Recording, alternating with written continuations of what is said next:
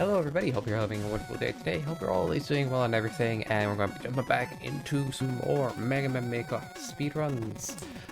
Planning to do speedruns of week 1 and week 2 of season 2. And Game Master, I couldn't find my headphones. I was like, wait, am I forgetting something? And then I was like, oh crap, I need to sit up.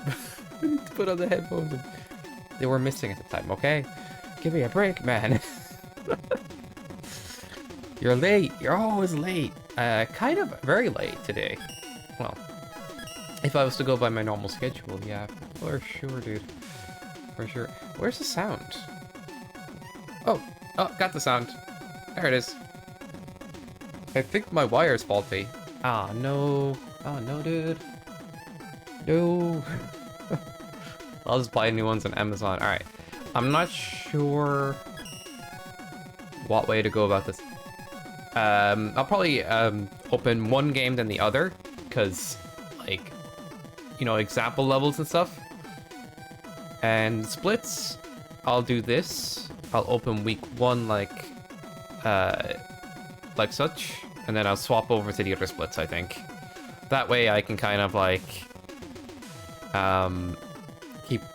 keep challenging the times on the board as well.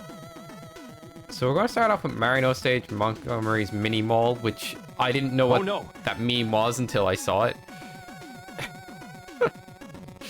I need to start streaming earlier again, guys. I keep streaming later in the day. It's just a thing now. I was like up really early, and I was like, I'm going to take a nap because I don't know why I had a bit of a headache, and then I slept in the middle of the day. Although I was busy at the start of the day, I just kind of went, once I wasn't busy, I was like, yeah, I'm taking a nap. And that was a mistake, maybe. Because I'm late. Again. Always late, dude. Always late. Oh no, straight away with a level. Is this oh, it's fresh and it's new. I know what it is. You streaming later today? That's cool, dude. I might just give on a raid that way. Okay. You're at the max, PP. Don't you realize? You're at the max. There's nowhere to go from there. You can't go anywhere. Why do you try this stuff, you know? Hey, this kid needs a plate of spaghetti pronto! I don't. I had enough spaghettis. Come on. Not every time I need a plate of spaghetti. I accidentally start the timer. Whoops. Don't worry about it. Alright. We'll see your level. I'm assuming it's... I know what it is. And, I'm not happy about it. Nope, not happy. We put charging chucks in Mega Man Maker, basically. Except they shoot guns. And it's scary. Oh my god, I'm not ready. I am not ready. Do do do do do do do do do do do do bum ba ba ba da ba ba da bum. All right, let's do this thing. Level ID. Enter.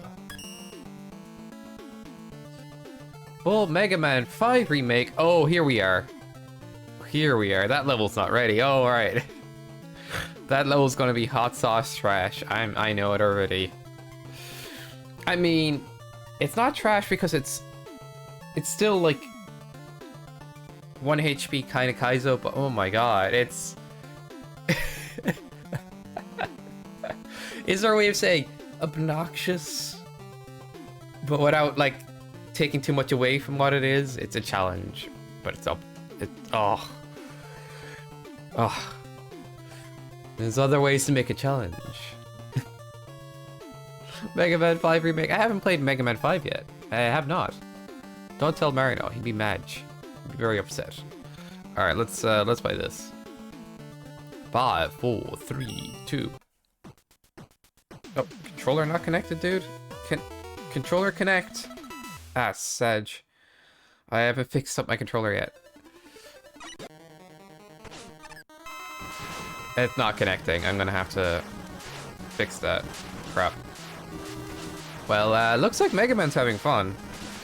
Looks like he's having a lot of fun hanging out with everybody. Just a sec. Gosh darn it. I probably should just pause it, but it's kind of funny just letting him just get exploded.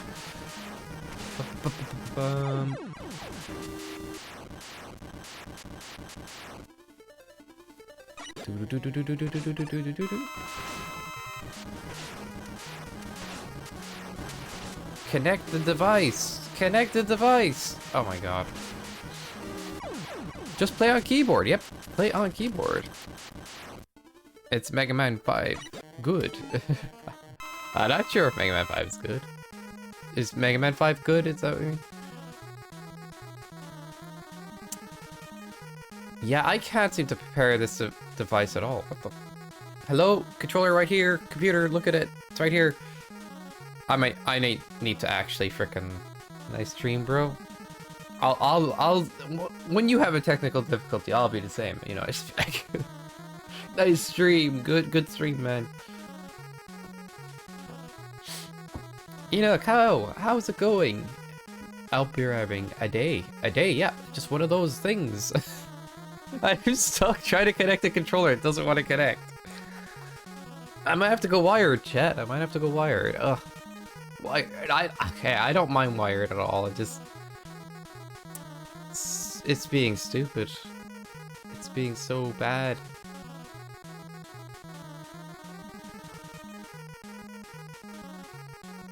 Why is it being this way?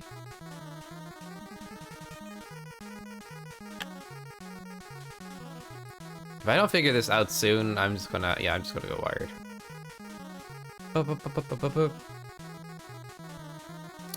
It's something weird with my computer lately. I just having Bluetooth issues sometimes. I need to look into it. Really sus right now? What's that even mean? Can you explain what really sus stream is? I don't know where you get that. You know. You know, Sky, a really sus stream is a stream that the streamer has controller issues. Yep. Really suspicious. You know what? Screw it. I'm using a wire.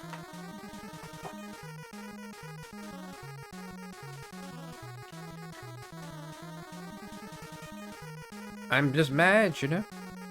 I can't get a controller working. I never used to have this problem.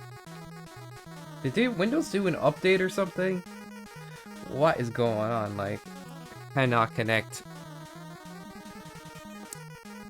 You never played Among Us? No, I've never played Among Us. Never. In fact, if you go through my old VODs, you'll never see that game being played ever. It's amazing.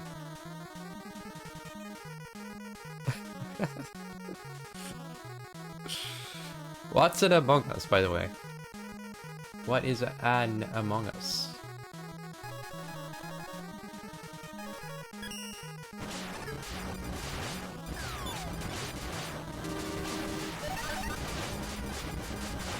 Holy. Can I breathe, dude? There's no strats to this. You just mash and go right? Oh my god. This is enemy spam without a purpose. Unless the purpose is to completely obstruct your vision and make you go mad. Holy. Oh, I am out of that weapon. Alright, I gotta use something else. Well, Sky, you know, if you use water here, it's actually very good because there's grounded enemies. It's such a good level, right? Such a great level. Holy crap, look at the ideas, the design, the architecture. The background palettes and the orbicus. The Orbulus orbicus at the ends.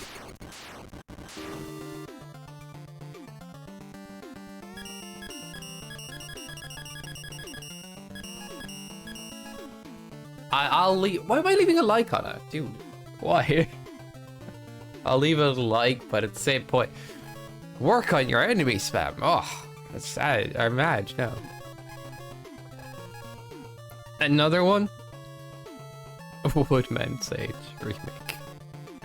Another one. Alright, Game Master wants me to play this level. So, I'm scared if Game Master, if you make a level... Is that why you're here right now, to send me an evil level? Is that what this is about? Dude, you're the sus one here. Just get the orb, yeah, just get the orb. It's that easy. Spike jumps, question mark.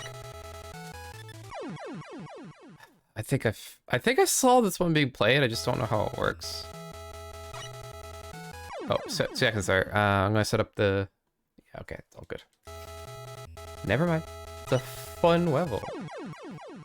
Is it just 2 slides into a jump? Why am I flashing? How did you make me flash? Couldn't I die right away?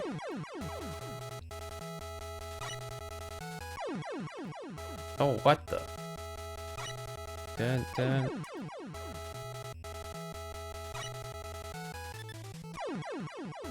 Yep, it's a level, alright. What have you done? How was I not dead? I'll show you a clip later. Yeah.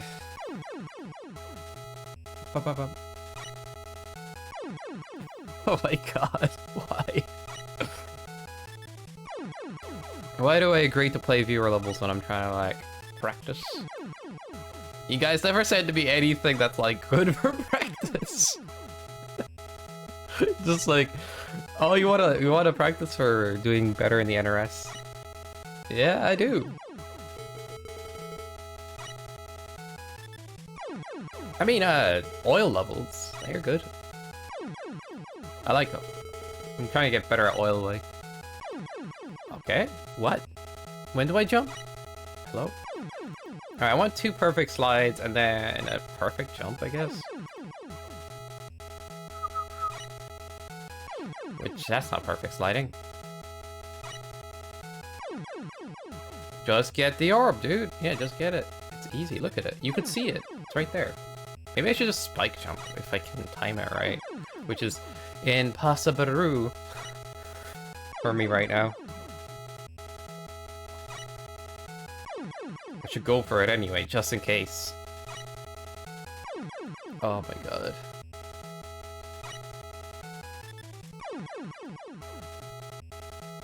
Game Master, what you be thinking at all? Like, I don't know. I don't know.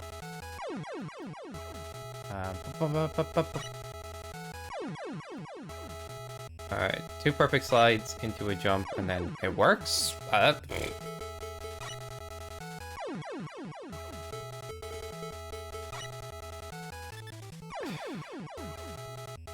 Why? What a perfect level. I'm just gonna... You need to slide 3 times and jump to get the orb 3 times? How do you even get 3 slides in there? That's impossible. Do you mean like 2 and a little bit? Because I die at the 3rd one. Like I die early into it.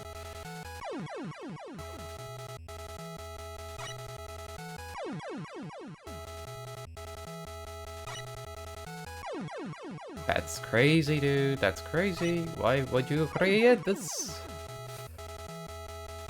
Just get the orb.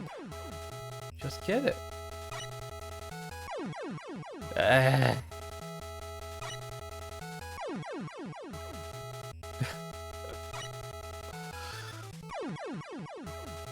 Damn, dude. Not going for a spike jump strat at all. Don't worry about it. Just what the heck? Why would you do this? I do not agree. I know it's not spike jump, but you can't stop me from trying.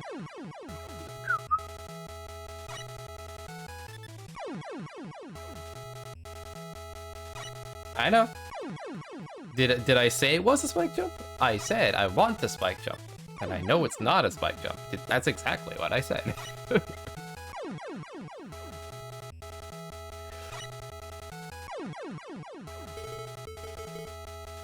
I'm not sure I'm the biggest fan of it, but JD hating it makes it funny though.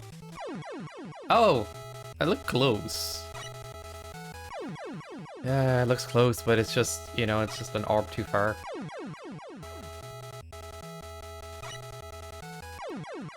God damn. God damn. I'll give it to, like, I don't know. Let's go with 8 minutes in-game time. Which, probably like 10 minutes real time. Took him 7 minutes. I'm not sure if I want to beat it. Because if I beat it, it encourages you guys to send more of this stuff my way. I'm like, at this point, I'm like, I don't know. I don't know if I want that.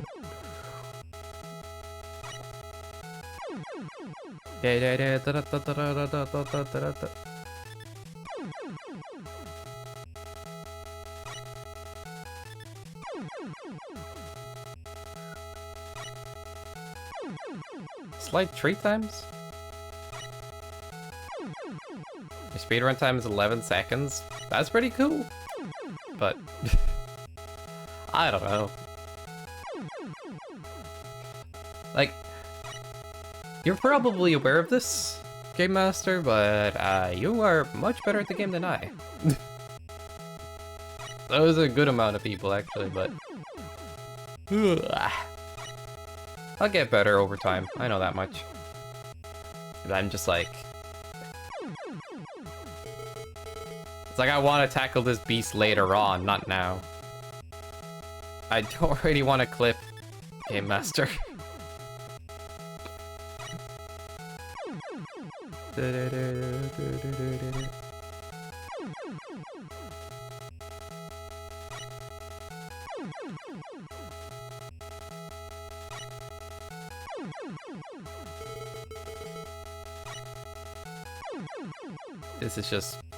This is just fun. Yep.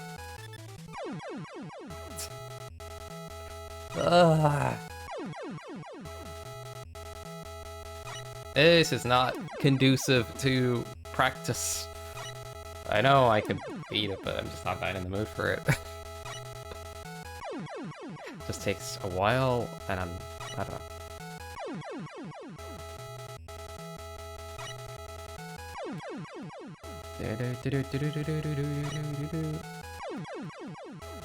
1, 2, 3.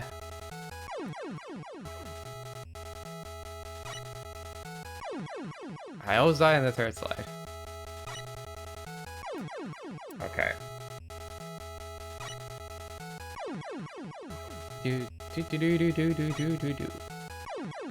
People don't want to make normal levels anymore. It's because I cheese Nate no level. Oh, I see. That's pretty cool. It is. Ugh.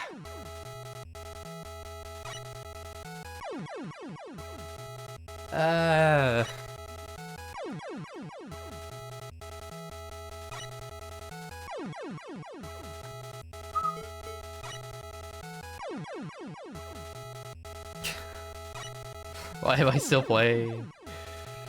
I'm really surprised to see that.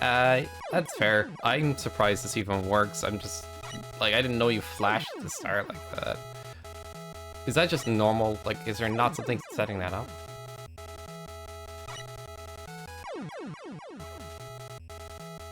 Surprises me anyway, for sure.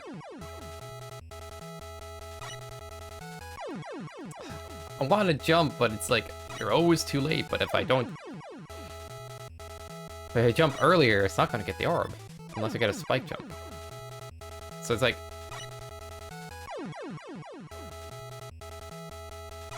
you aren't meant to do that when you're playing this level? Fair. I would assume so. Oh my god. Just touch the orb, just touch it. Alright. Dude. I don't even get a chance to jump.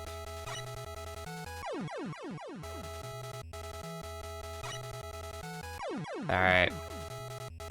Another time, perhaps. I'm just... God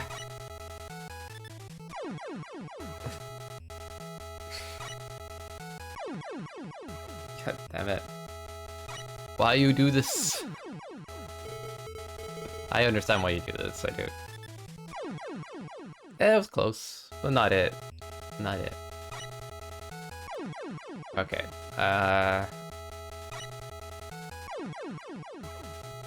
You quitters guy. I'm not. Nah. I get it. I get it.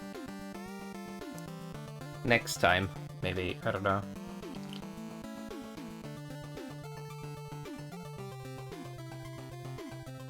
It was funny that JD was raging at me for this level that I give him to try. GG. There was no GG. There's no win. I just left it alone.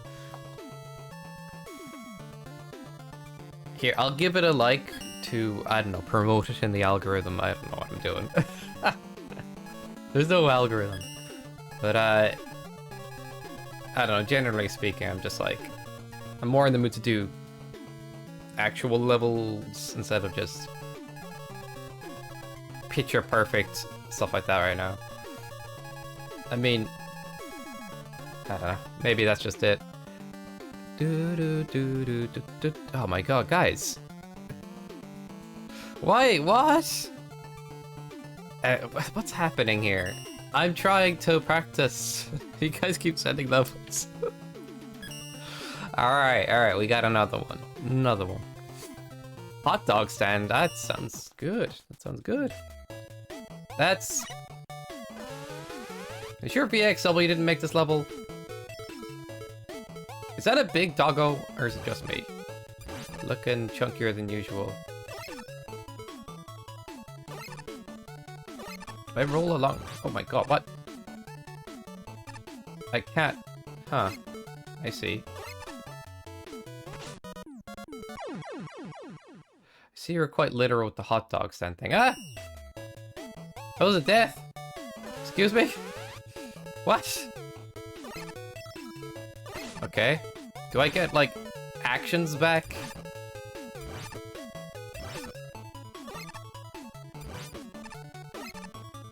If I touch the orb and take a hit?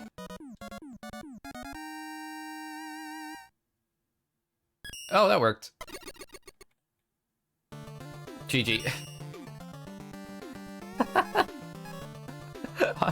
Very good puns. Alright, hot dog stand I like. Alright, good level. Good level. It's a good level because I beat it straight away. Yep. Alright. Maybe you're just sending me like envy garble, right? Yeah, there we go. 10 dislikes! Did nobody like your level? Oh my god.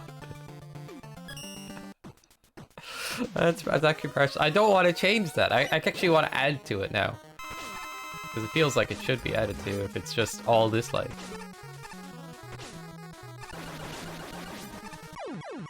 What? I thought that would explode them for some reason. Alright. What do we got access to?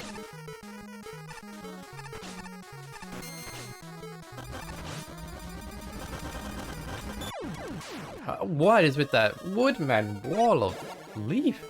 This one actually has like a thing to it, right? The other one was just Bammerino till you die, or you know, if you die, that is.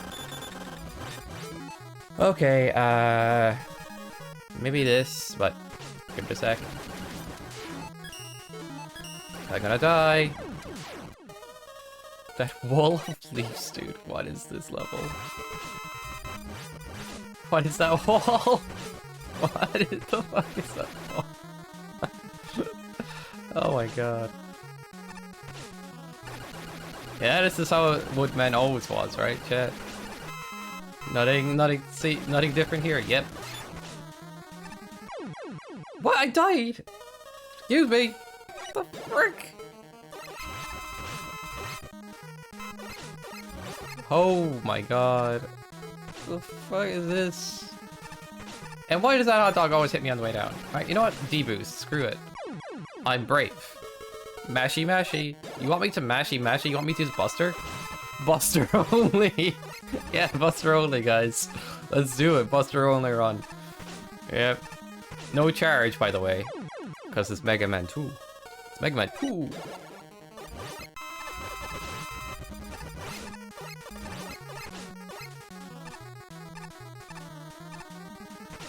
I wanted to left turn that damage boost. Mega Man Poo. More accurate, I guess. Oh my god.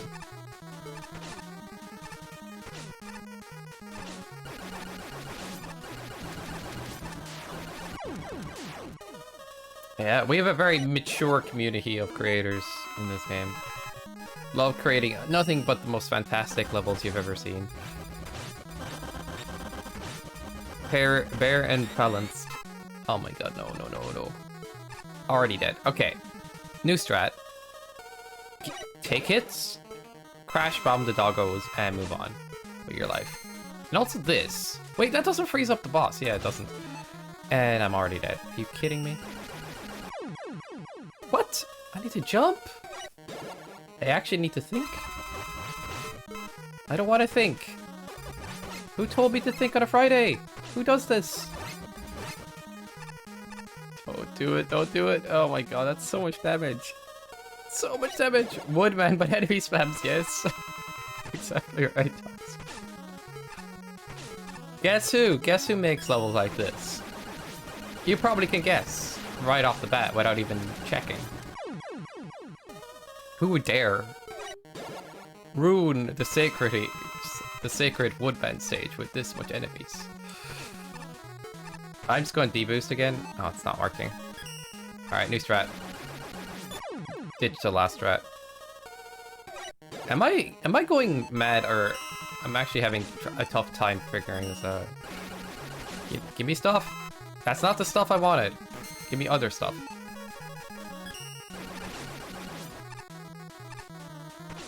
Jesus. Just don't get hit by the leaves. Don't get hit by the leaves. Times... Maybe. Maybe. Actually. Oh, you're right. Oh, I'm getting hit by invisible stuff. They were there, but not there. But it worked because I didn't get hit by the fires. Oh my god, you're kidding. Wall of chicken. Wall of chicken. Oh my god.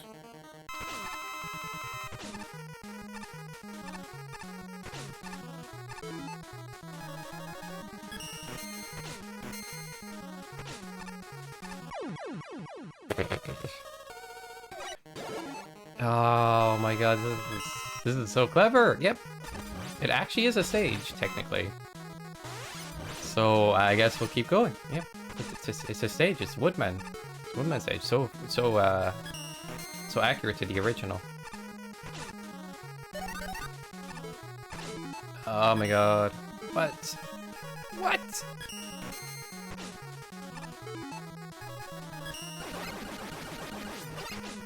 Oh, wow. I just need to take damage for things that is not the boss's attack, like...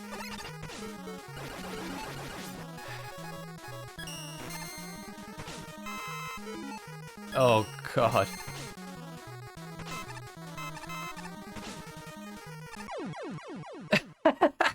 You take damage even though you can't see them. It's so rude. Like, they didn't even hit the floor yet. They don't even need to hit the floor. They just murder you anyway.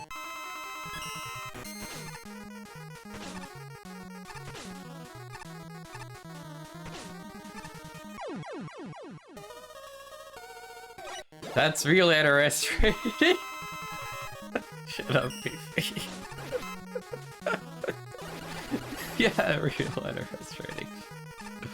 Yeah, it's the kind of level the NRS throws at you. Yeah, exactly. Get it, dude! Oh my god.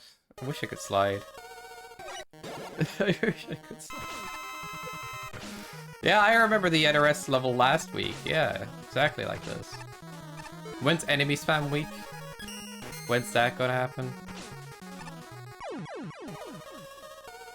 What's slide? Yeah, what is slide? Never heard of it.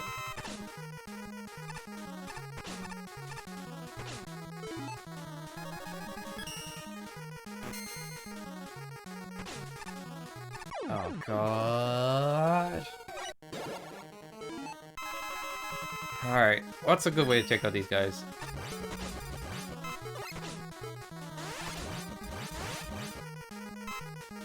Was it worth it? Wall of Death. Is anything worth it anymore? Give me drops, give me drops, give me drops, give me drops. And they didn't. It's actually scary dealing with that much Woodman firepower.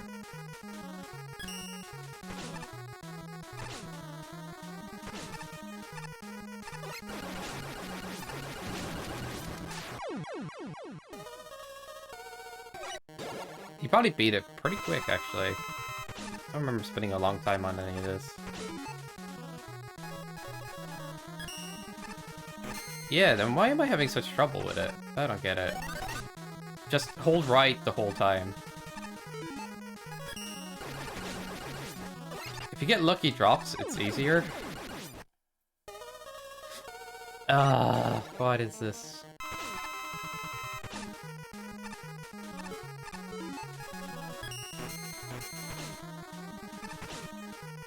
Dead already. So much contact damage. What am I playing, dude? What am I playing?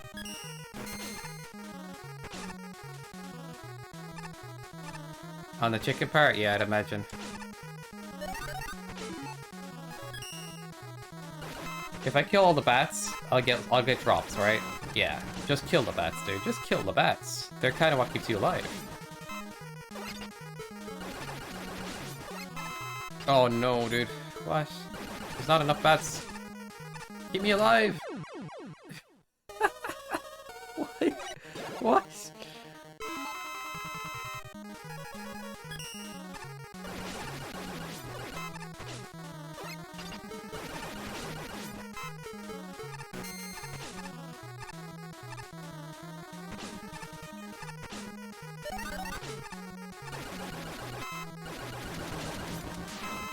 Just go, just go, just go, screw it. Doesn't matter, doesn't matter. Ooh, that matters.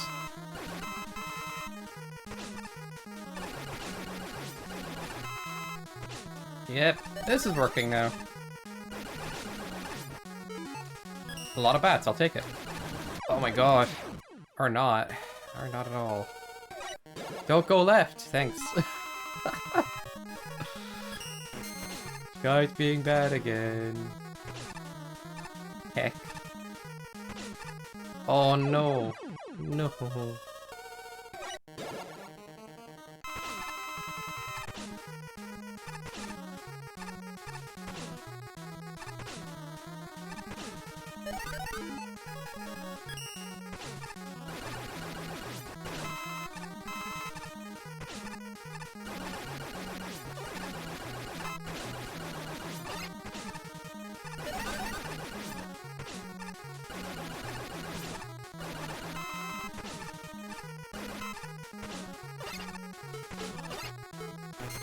Oh, what am I doing? I'm actually just spaghettiing.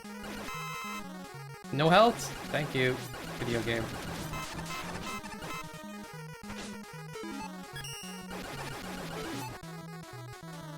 I'm screwed.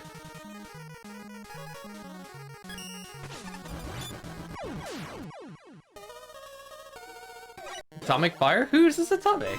I never use atomic. Is it like super effective against anything here?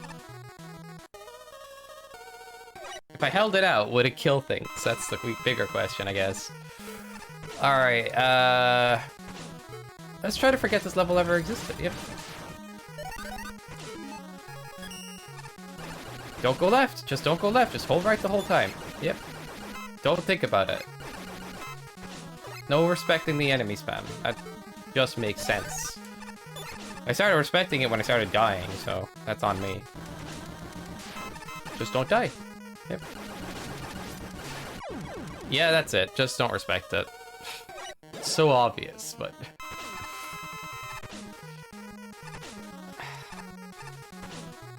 But at the same point, you can kind of get unlucky and die. Or... I feel like that's true. Ah, come on. Give me that. Oh, that's it. It's over. It's over. So close. It's weirdly trickier than I expected. I thought it'd be like just go, and it kind of is, but it's just like just get lucky too. Yep. No health there. Cool. Appreciate it, game.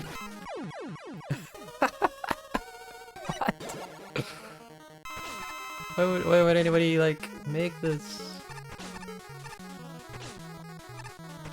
It's when bad... It goes back around, right? When you make enough good levels, bad design becomes good. Yep. It's the new meta. Quick boomerang, that's gonna help me, yep. I should get some drops from these guys, right? Guess that will have to do.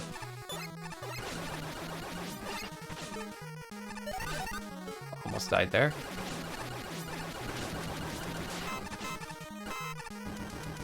I can't... Keep moving! There's so much contact damage on those dudes.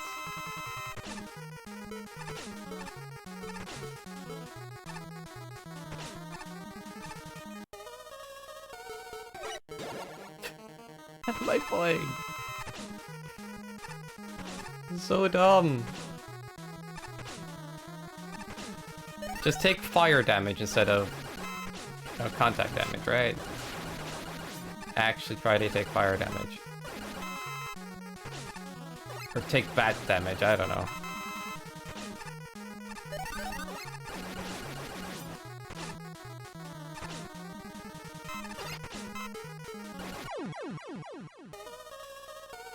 Actually a puzzle? Screw you. Oh my god.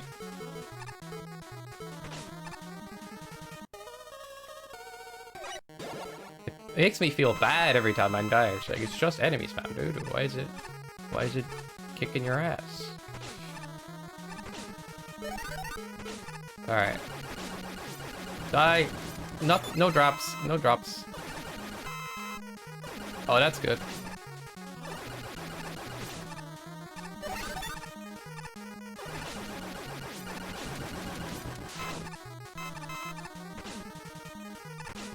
Just hold right. Stop shooting. Shooting slows you down. Shooting slows you down.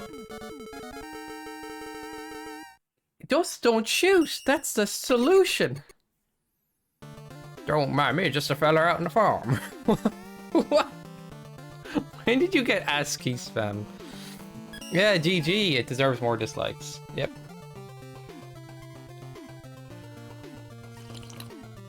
Hey, if I put a like on that, that's a problem, because it's all dislikes, okay? It's just fair. It was all dislikes. Just, the murder chat. But Spot has its own interpretation. But. Tell me, but a father. Alright, yeah, good one, Butts. Ugh. Is that a tractor? I think it is, but it looks sort of like a Smiler or a face or an alien or something. All right, I'm gonna play NRS levels. All right, guys, and you can't stop me this time. It's good. What is this turned into? All right, we're gonna start with the week 1 levels. Okay, Sky, guess we'll leave. You're not playing levels. Oh, Sag. Oh wait, what? Why am I not getting sound here? Hello?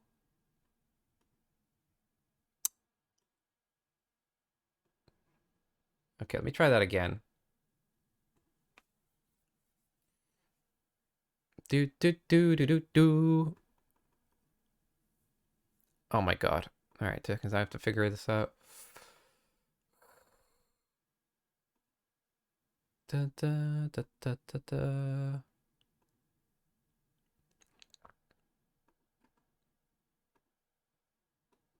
Alright, I think I fixed it.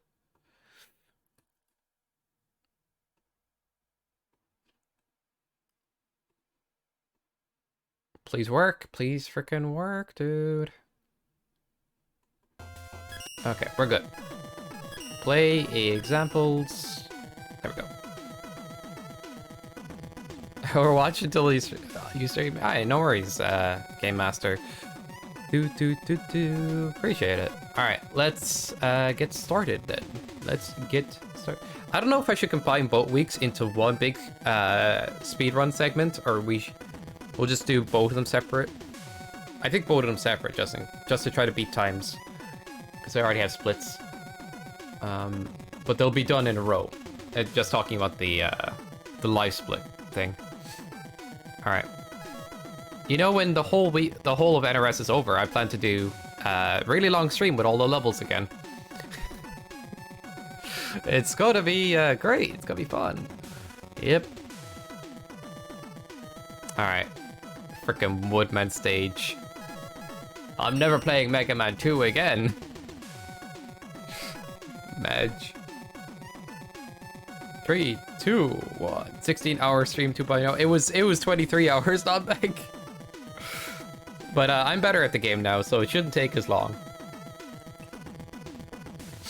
Also, I was playing online versions of the stages, which actually makes it harder to go fast. If I play them as offline stages, it'll be faster. How are you doing today, bud? Hope you're doing good. Okay, so I'm just gonna do one thing there. Do-do-do. Yeah, the level ID thing has a problem. It always says you're playing that level, even though it's like you're finished playing that level. It's funny. So I'm just gonna remove the level ID thing for now. And put a controller up there, yep. I already have a controller down there, though. Alright, just move it. What the hell do you that keeps you alive during that? Dude, it's I don't know. You just do it. You know it's a once off, so you just do it. It's just you just do it. Do it. Exactly. You do get like fatigued, like mentally fatigued, and you start to like get worse at playing the game, but you have to compensate for that. It sounds weird, but it's like to compensate for that, you gotta like take safer strats and stuff. And there's bursts of momentum and then like bursts of fatigue again. That's what I realized the last time.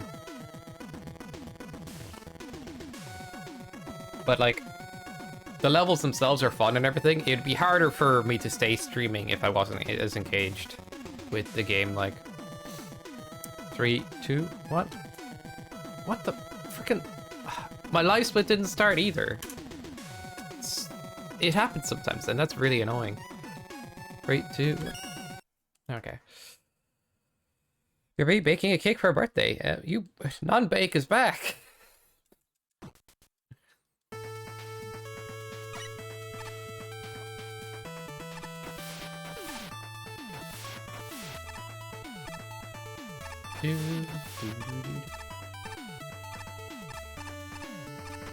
Damn it. Damn it. I swear I can jump over those. Just not today, I guess. Oil.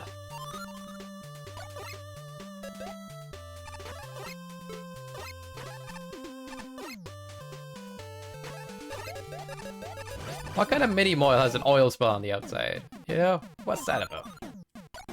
And a woodman. We're in the gardening store, I guess. No mini mile, like, you know, I experience. Now we're at the fist store. Where's customer service? We're breaking the whole place up. Oh, dang it. Oh my god. It's not that hard, I keep mistiming it though. Oof, that was bad. Hello?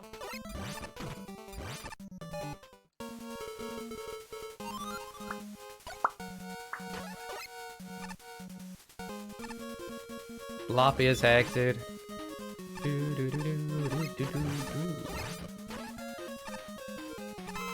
You don't play levels for certain levels for a week and you're like, oh no. It's actually only been a week since I last played these levels, really, isn't it?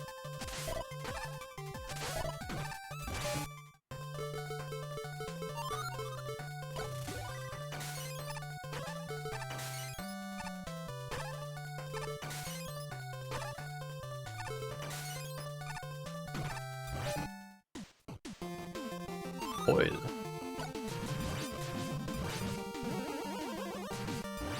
Like, what would... You know the way, like, Chungus is, like, a super weird idea for a week? Like, you know, Season 2, alright?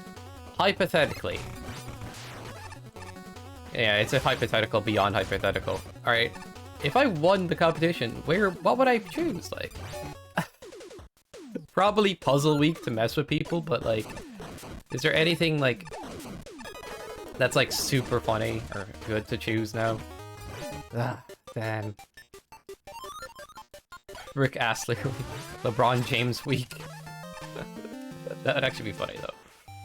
Just make no sense. Yeah.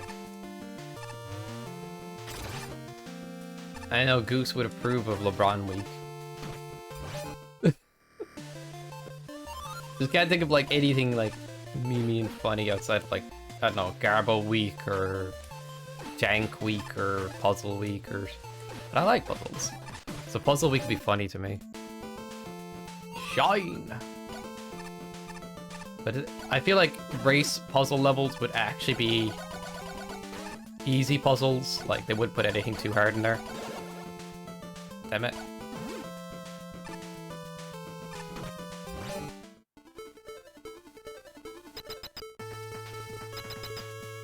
Not gonna be good splits, I'm telling you that much. Whoop, whoop, whoop. Guy, if you don't have fast splits, I leave.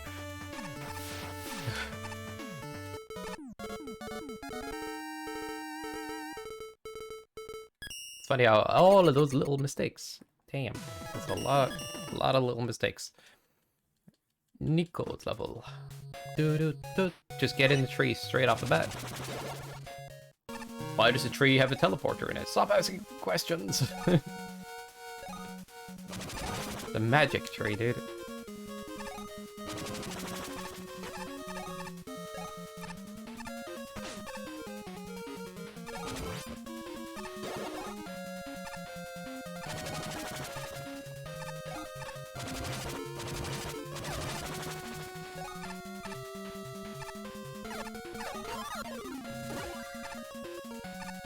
Dang it.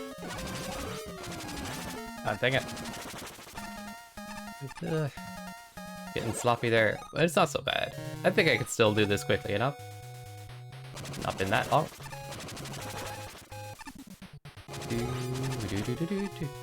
I didn't know there was 2 different bosses variations until later on. When it was mentioned in Enki's video, actually, that's when I knew. Oh. There we go.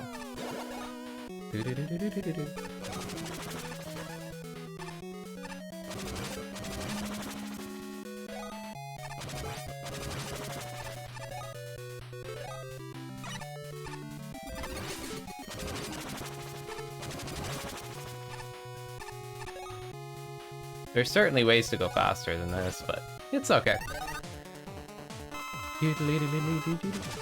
Oh, hit the bomb man. Hit them. Beat him up. Stupid Bomberman. Bomberman is a different franchise guy. GG. Wait, that's time save? I guess these splits are definitely not the fastest. That's cool. We can beat them then. All right, Scarlet's level. Alright, this is the scariest one of the frickin' week, dude. Just to do fast. I got scared, see? It's scary. And I shouldn't have, because now I'm waiting. Oh, I got scared of a little jump, dude. Feels bad.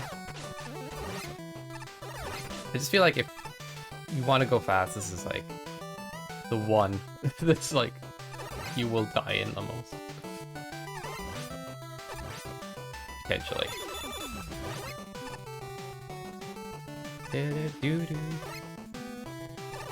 Dang it. Not good speed. Be fine. It'll be fine.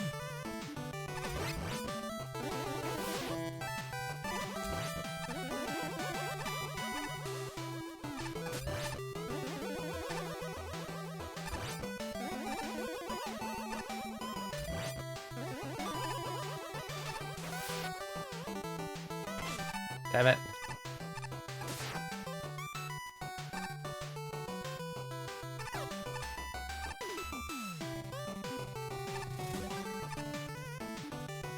You just smell fear.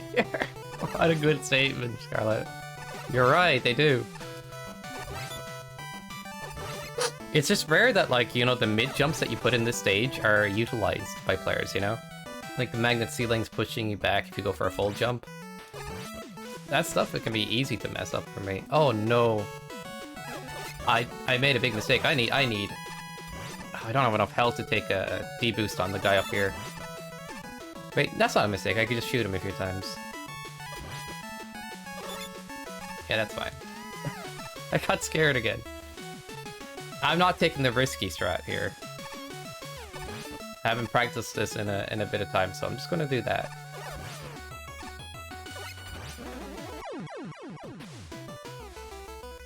Oh no! That's on me. That is on me, dude. I'm a keyboard player, so keep that in mind. Why do people point to keyboard and controller? I don't think one's any more precise than the other once you get used to it. Personally, I'm a strong believer that's true.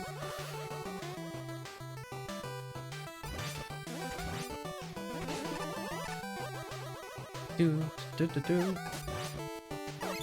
only thing I do believe keyboard has an advantage is D-pad. How do I put this? What would I call it? I'm not gonna call it drift, but the ability to press up or down while holding left or right, stuff like that. That happens with D-pads a lot.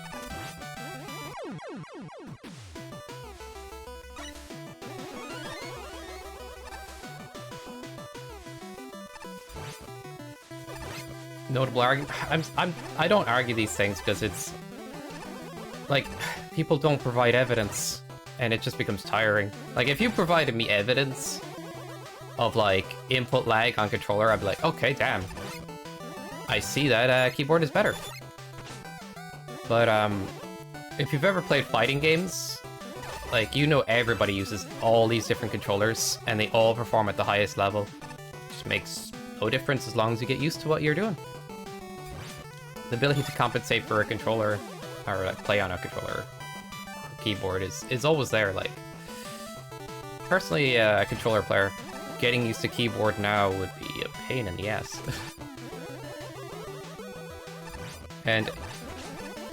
But I see it's nice to have like access to all of the directions in very cardinal ways, like or very separate ways, which is cool. I use it all my life, that's fair. And I've used controller.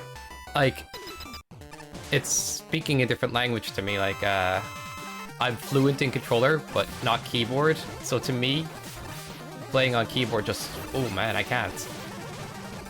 You know? Wouldn't understand it. Like, I can play on keyboard to some degree, but never to the precision I do on controller. Muscle memory, habits, everything, it all stays there.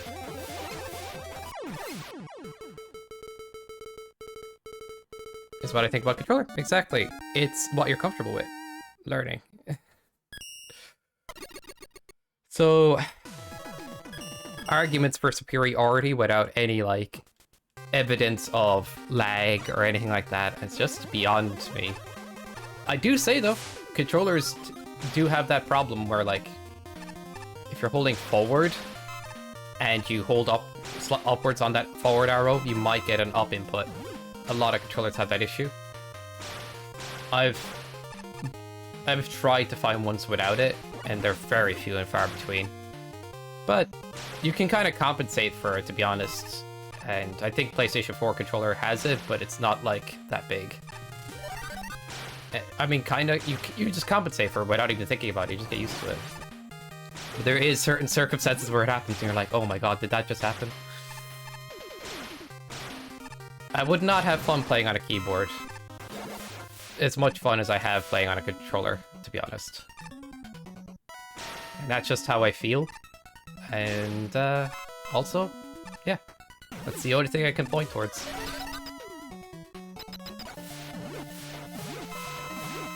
Yeah, I get you.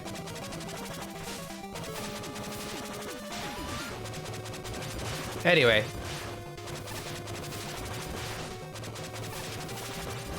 I guess I gave my 2 cents on the whole keyboard versus controller or all that type of stuff. It's arbitrary and kind of pointless to me. There's a guy who, like, plays Tekken competitively on a controller, and most of his fingers are missing. He has, like, a thumb and an index finger on both hands, and that's about it. And even those fingers are, like, not perfectly sized. Dude plays at a competitive level in Tekken, and plays high execution characters. You could just compensate, dude. Like, any argument at that point is null. You know what I mean?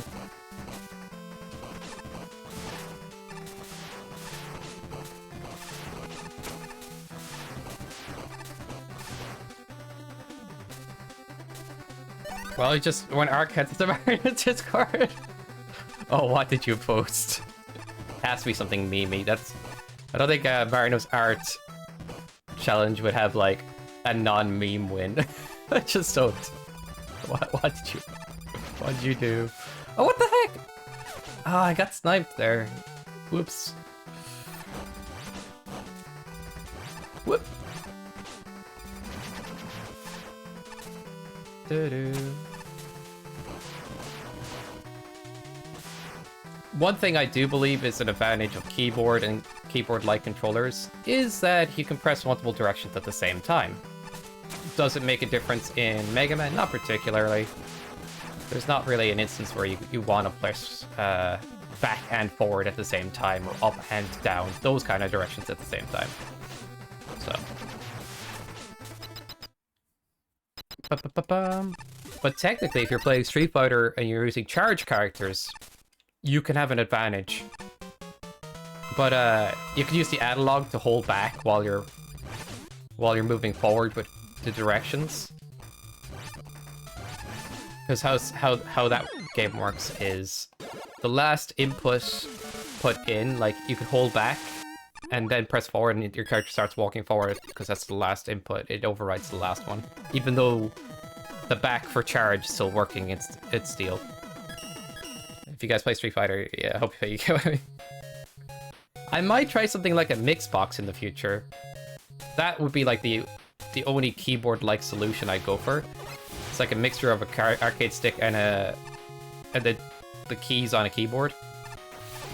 But honestly, controllers are just small convenience things as well, like if you ever want to carry them around. So, I like them for that reason too.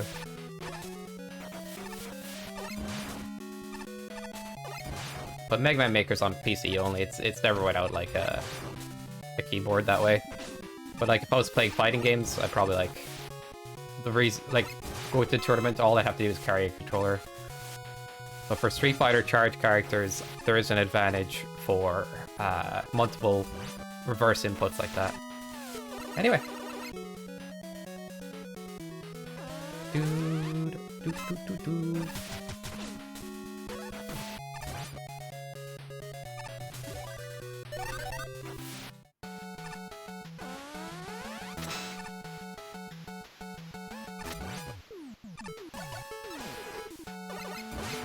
Alright.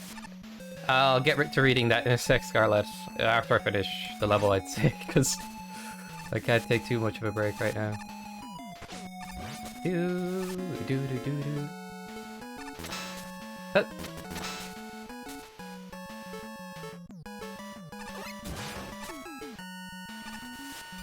Nope.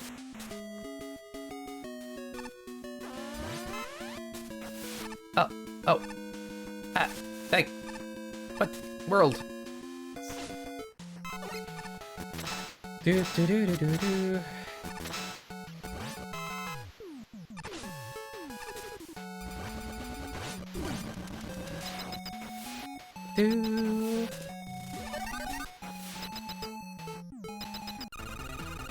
If it's born like that, or it makes or like quite like that. Splash Helmet, do you mind? TTG, go set up the stream. We'll see you later, bro. Yeah, no worries, Game Master. Have a good one, dude. Thanks for stopping by. Yeah, absolutely. Okay. I should have some time there. I mean, people who are born like that or quite a long time, it makes sense that despite their hands, they would still be able to play very competitive. That's their normal. That's true, but it's the point that, like, we could be hindered by a certain controller compared to another, and that's not true. We just get used to it. There's enough viability in a good controller. Now, if you had an extremely bad controller, like the design is absolutely trash, it would mess you up more often. But if you have a decently designed controller, you're good. It's kind of like you had a keyboard that was like the size of a calculator. You wouldn't be very efficient. Yeah. But yeah, I think it's a point to make when some people are just like, oh, yeah, you'd be hindered on this controller. It's like, no, you wouldn't. Like, it's good. Oh, DS4, like, PS4 controller is bad because there's a, you know, there's a ability to input up while you're holding forward if you're pressing forward. Like, that's true, but it's like, it happens much less on this controller than it does on a lot of other controllers. So, I don't know where your argument doesn't really hold much merit, like. Sorry, I do like discussing the whole, like, because I kind of want to know what's efficient. But generally speaking, your comparison for a lot of games, it doesn't really matter that deeply, or at all. PS2 controller was touted as the best fighting game controller for a long time. Because, well, it didn't have triggers like PS4 controller and stuff. And it just had the basic PlayStation design that people liked.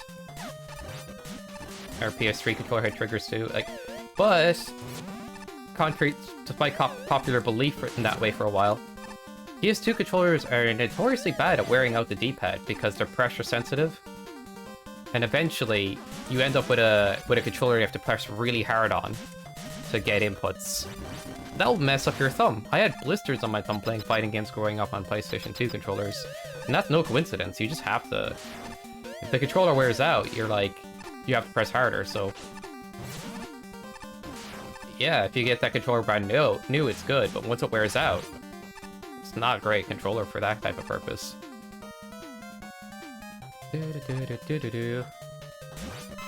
My favorite controller in years is the PS4 controller. Despite that one thing I mentioned, it's perfect. Except PS4 controllers are actually sensitive. I mean, the initial designs for the PS4 controller broke easier than the newer designs. So if you get a PS4 controller, you're better off getting it later, a later model, because there is unfortunately some design issues in the earlier models where the charge port breaks or the D-pad wears out more easily. Also, I've worn out the D-pad on a PS4 controller a few times. There was one point I kept buying new D-pads on Amazon, but eventually, I kind of just got another D-pad from a retired PS4 controller that actually just had a better D-pad. And it hasn't worn out at all. So it's weird, like, you can get a hit and miss with the D-pad a little bit, but as long as you get a later model of PS4 controller, you're good. Now, PS5 controller is not something I tried out, but I do want to check that out. So yeah, it's kind of funny. Ah, shit. I do like the design of 8-bit dual controllers, but I've heard different stories about lag on those. I also have something called a retro-bit controller. It's very like an 8-bit dual, but I didn't want to admit it, but it has input lag using Bluetooth, so yeah, I stopped using that. And it doesn't have a wired setting, so that's unfortunate. Do, do, do, do, do, do, do.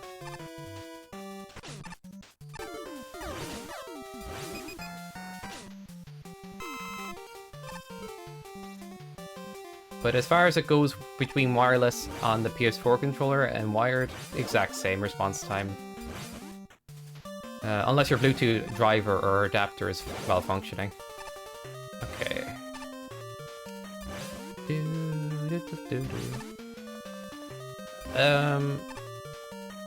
Okay, let's go. Oh damn, I'll read that in a sec, Scarlet.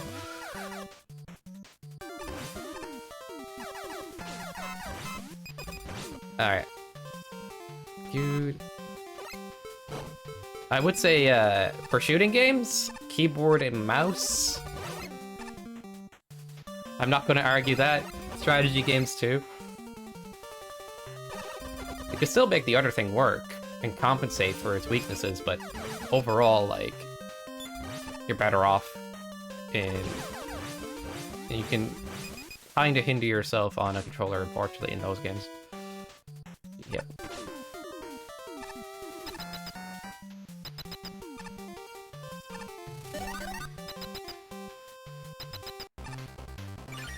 I use the controller, however, I use the controller to play little... Just platform games, yeah. Okay. Sorry, I didn't read the whole lot of that before talking about Call of Duty. Oh, man. Yeah, classic, bootleg, or classic platformers and stuff. The PS1 controller is kind of nice, although it's a bit D-pad stiff, I'll be honest. And it has that issue with registering misinputs with forward and back and stuff.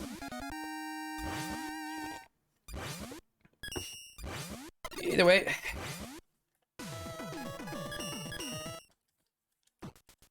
Do-do-do-do. Despite all of that, I'd never give up controllers. They're only getting better over time as far as I can tell. Just gotta, like... You know, nothing wrong with it. Do-do-do-do. But, like, if I could think of actual problems other than, like, the one thing I mentioned earlier, then I would say it for sure, you know? I want to be objective, but at the same point, when people argue one's better than the other and whatnot, it's like, the mute point. Because when you play something like Mega Man, it doesn't really matter. And also, in a lot of, like, games, it doesn't matter that much, but there's a few examples where, you know, exceptions to that, alright? I mean, one major one is probably, like, strategy games, and... I mean, you could be really good on controller, actually. In shooting games, it's just... I don't know if it's worth it, because... the alternative might just be better.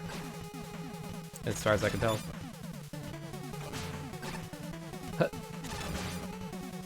Yep. Ah.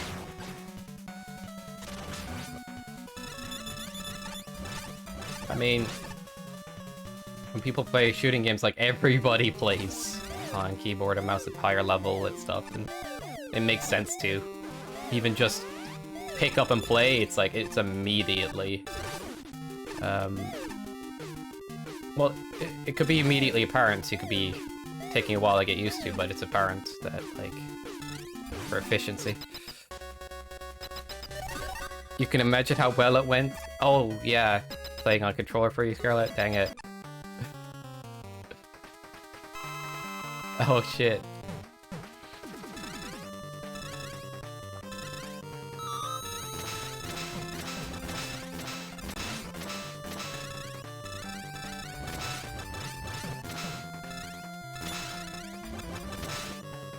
Yeah, I can imagine. I actually tried playing this game on keyboard for a bit. Then I hooked up a controller and I was just like, playing was so much better. It was hard to kind of like argue that. This is how I grew up on games. It's how I played always, and it's how I continue to play. But doesn't mean it's the only way to play, by any means. Just you know, it.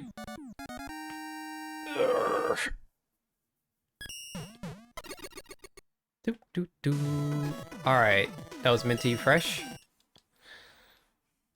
I could see my friend turning around and basically zipping while I was struggling to turn around. What can I say? I just used the keyboard. Yeah, exactly. And that's cool.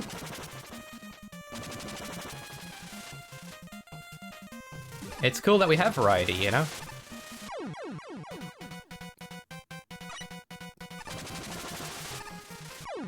Okay.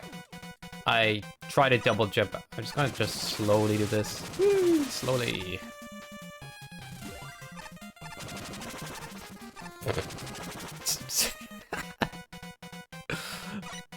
Oh my god.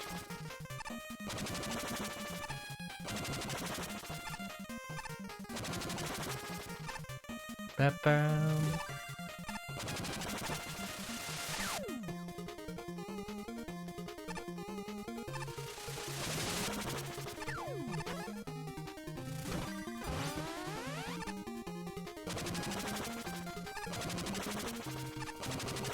Have you seen a Mixbox, Scarlet, actually?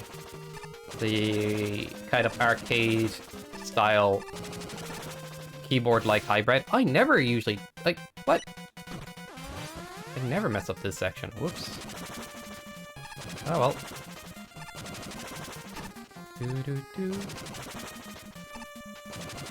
I actually want to try to get used to one of those someday, because I kind of like buttons, but I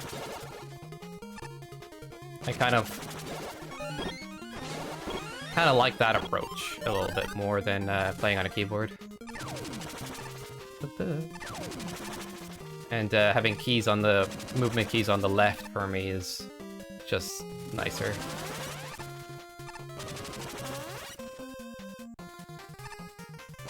You believe you did? Yeah, it looks pretty cool, I think. Might give it a go for like certain 2D fighting games. For like, as I said, the purpose maybe of using charge characters with it would be more efficient, but also certain inputs could be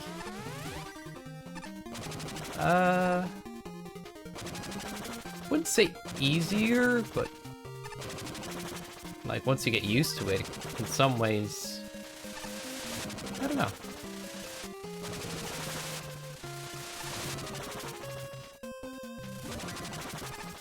Like button combinations on controller, usually use the shoulder buttons for button combinations in fighting games. But button combinations on arcade stick, you just mix the buttons yourself with different fingers. Which is nice. Be different.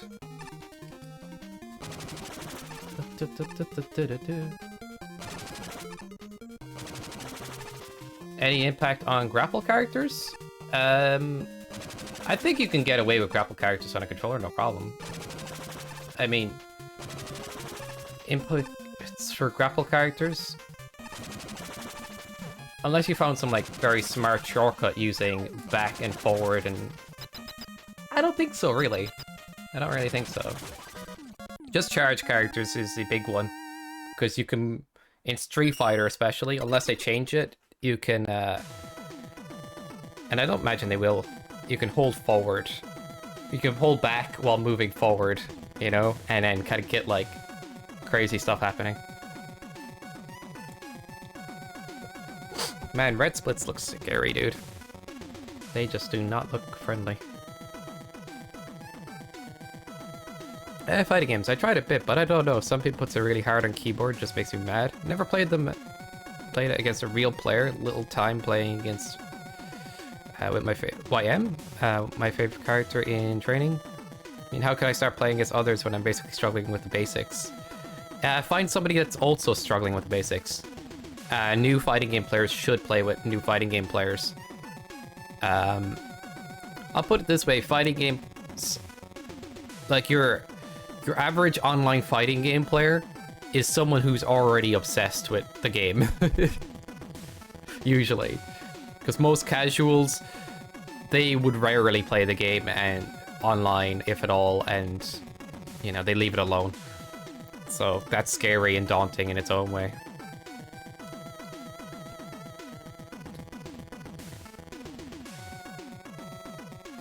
My brain just thinks everything would magically fix itself at arcade stick, though. I know it won't. Yeah, I've seen this opinion. It's like, oh, I can't do my inputs because I'm playing on controller. I see it in the comments section in so many fighting game videos. I'm like, what? Again, the argument with the guy with like literally missing fingers doing perfect execution on a controller.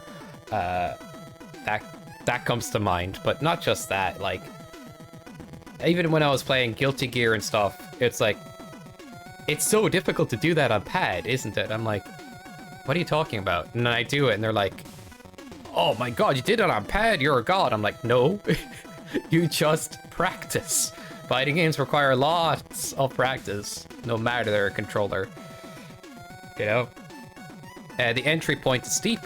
It really is, but once you get, you know, once you do the hard thing enough, it becomes easy. That's kind of the mentality. Not for mention combos also stupid. Me, I don't know, timing stuff, no matter how fast or slow time. Next. Not that good with timing, or too fast or too slow. Yeah, it's all practice, Scarlet. One thing I'd recommend for fighting games is just getting your mojo first. Play against the people without knowing what you should and shouldn't do, and just chuck things out. Just have fun, but also experiment. Because fundamentally, fighting games have a certain feel to them, and you get a feel for that. That's good. If you go straight into combos, it's almost like you'll play a match and you're thinking about too many things. Get the feel down first, then practice the add-ons, if that makes sense. See, that's the problem. Fighting games are most just training the move, practicing and stuff. And well, that's so boring to me. I want to hype myself and try to, but I get bored. I'm not going to lie, Scarlett. A lot of people I play online learn how to play a fighting game, and then they can't unlearn that one. You ever hear of what a scrub is in a fighting game? They do the same thing over and over, and that's it. Yeah, fighting games are learning, but I don't think learning in fighting games is entirely boring. Because you can find and experiment with new things and be, like, excited about finding something new. But yeah, I don't know. I get you. I've played high execution characters in fighting games, and to get the combos down, I'd be watching YouTube while practicing in training mode, you know? I'd be doing stuff like that, like listening to music or doing something while I'm doing the practice, so it doesn't feel as, you know, just focused on just the practice, and it really helps. But yeah, it's the best summary of fighting games I've seen is rock, paper, scissors, and the winner needs to play the piano to see how well they do. Take a kick out of the no worries, non-bank. Please burn yourself. I wonder if we caught that. No, don't burn yourself, please. That's just me being random. It's weird, like watching Maximilian Dude get so hype in training mode, doing some combos, and then me just not really feeling that feeling at all. It comes with time. It comes with time, I think. As I said, like, as you should, like, if it's boring for you now, practice bare minimum, play the game more. And as you play the game more, you're more excited about learning new things. It kind of works like that. Like, you just wing it for a while, I recommend. And then you're like, okay, I want to learn a basic combo. Learn the basic combo. Work that into your fights. Then, you know, slowly upgrade. And then you'll feel the satisfaction. I think that's how it usually works, you know? But when you play fighting games for long enough, you just want to, like, you start to love practicing because you know what it does in a real match. You know, you get excited. But not everybody's like that, but that's kind of a type of person, and it happens.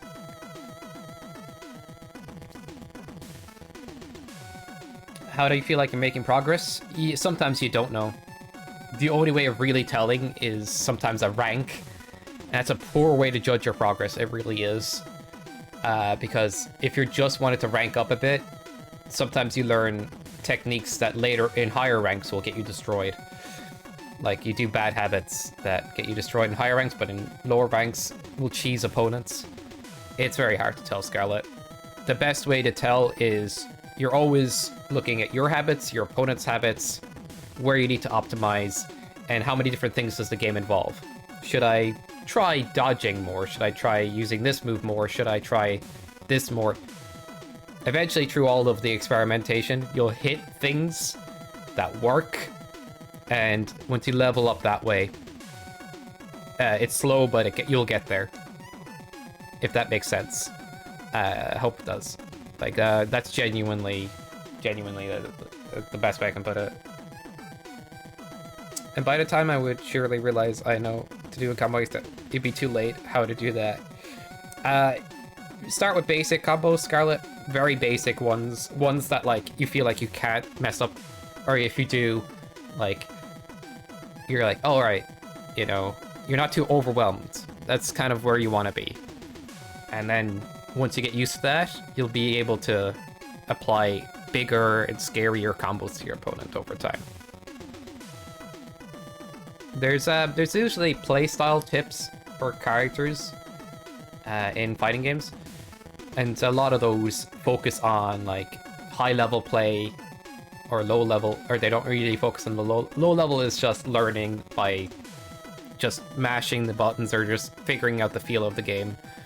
Then it's slowly applying the steps of like doing basic combos and stuff. And the playstyle in lower ranks is mostly finding stuff that chases your opponent out. It's actually some of the most fun in fighting games is getting through the low ranks, is because you just do random stuff and your opponent doesn't know how to deal with it. At higher ranks, it's almost like, oh, you did that, that's a bad idea. You did that, that's a bad idea. And then you have to like, you upgrade by fighting hard opponents sometimes. You kind of go, oh, okay, I guess I need to mix it up. And then eventually you get past it. My mind tends to piece together too slowly by the time I notice it. How about the moment? And the moment will be gone. Yeah, it happens. The best mentality for fighting games is, I lost. Who cares? Keep playing. No, that's absolutely true. I lost. Who cares? Keep playing, because you're learning and getting better when you lose. I played against friends, and I died a bunch because I wanted to try out new stuff. Eventually, I started winning again with the new stuff. You know?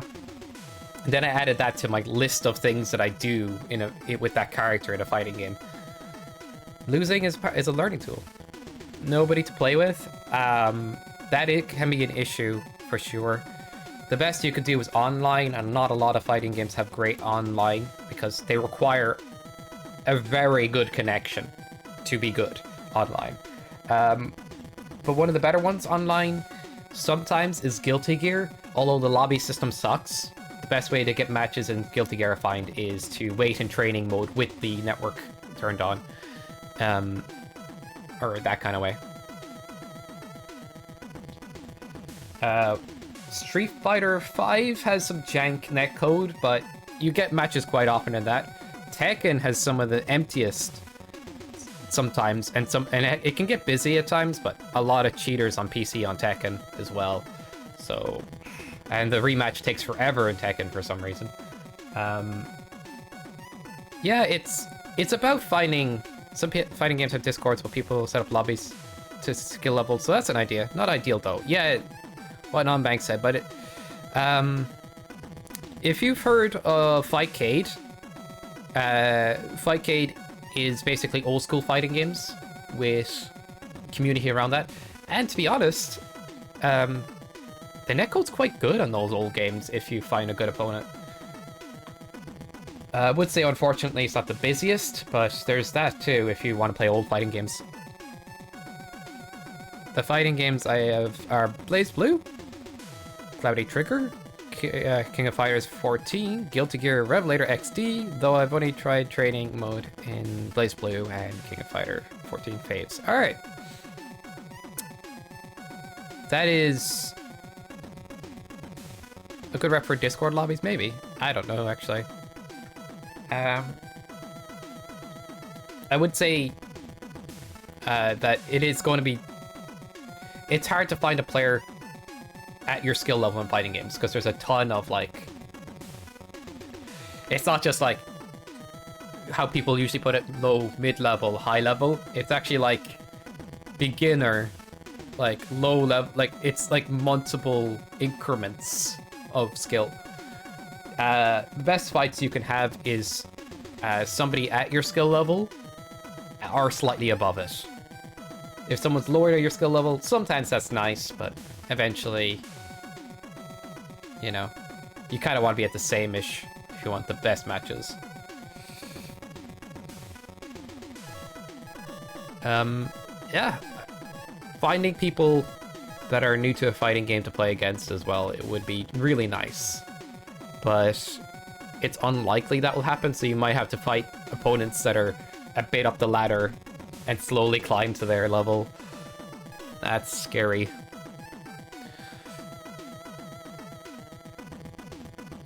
Alright, I'm gonna play some more of this.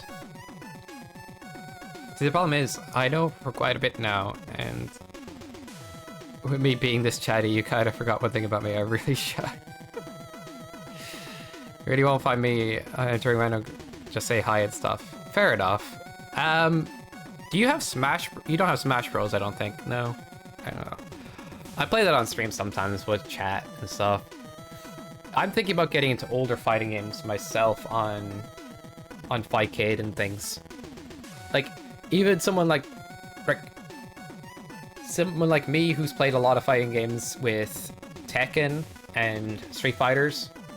Although I'm not that good at Street Fighter, really. Online, I'm definitely not that good. Even though I played, like, a good bit of Street Fighter growing up and stuff. If I start a new fighting game, I'm still, like, compared to some people, not great, you know? It's just straight up, like, I'm not that... Like, it's always an entry. It's always a scary entry. Don't have the Nintendo console's too expensive. True. True.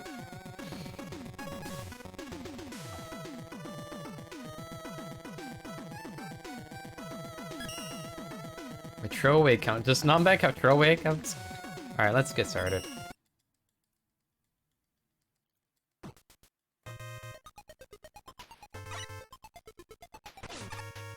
I do like playing fighting games, I just haven't done it on the stream as well in a bit. Maybe I should do that more again. But, the Mega Man competition and practicing for that just feels like a big thing right now.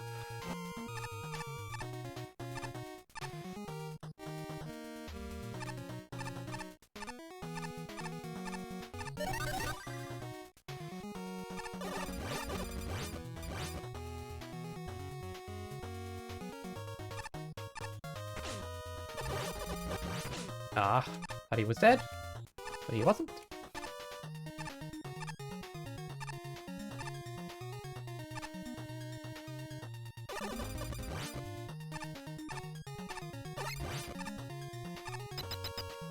I have an in-joke for my throwaway name after one of our Prime Ministers. Actually, not the worst, just super corrupt. What? You do not. Wait, we're fighting a politician in a fighting game? What? I always wanted to kick his ass. Just watch, sorry, so much as I want to learn to play my faves, I just end up playing training in other ways. We don't play games or just watch people play fighting games, so... Oh, what's that? Yeah. Oh! Just in a stick. It's just use a ton of fighting game jargon and stuff. Yeah, it gets so lost.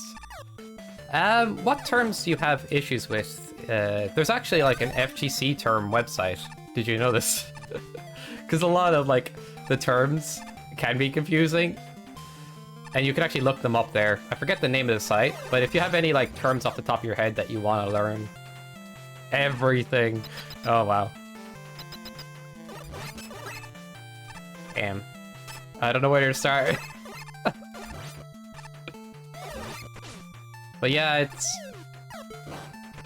I'll put it this way. Fighting games are scary, but they're not something to be like afraid of forever. Like you can play them. Anybody can play them. You just steep entry points. That's all it is. Once you get past that, like you can just play away. Oh, and steep learning curve too. Their skill ceiling is insane. You know the way like Mega Man Maker actually has a steep skill ceiling? You know? It's kind of like that, you know? Just a huge skill ceiling. Except different in its own way, because you're always going against human players. So there's like a mind game skill ceiling too, so you have to kind of like... First, you have to play those mind games too. Crazy. Do.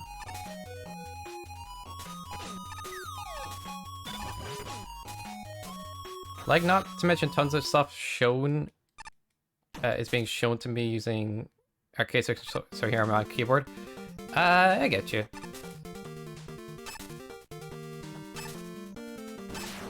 It translates the same though, but understandable. You are not going wrong on keyboard. I hope you know that. Like, you're fine on keyboard.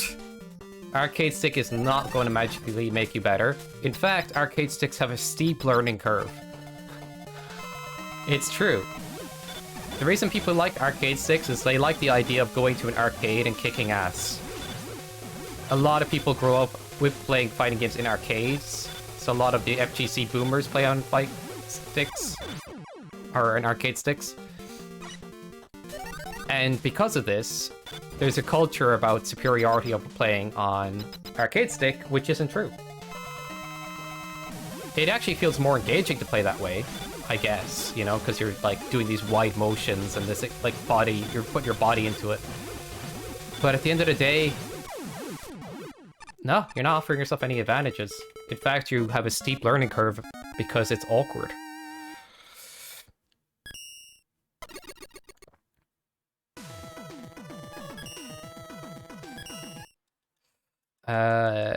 By the way, if you ever look up sexual comments, they usually got number notation. What the hell's a number notation? Wait, I already did this. Whoops. Man, I need to pay more attention. See, Numbank, I kind of get what you're saying. It's a headache. Kind of weird at first, yeah. You'll see it's like nonsense. It is! It's nonsense until you learn it. It's a new language. Now we get to play Scarlet. Lovely.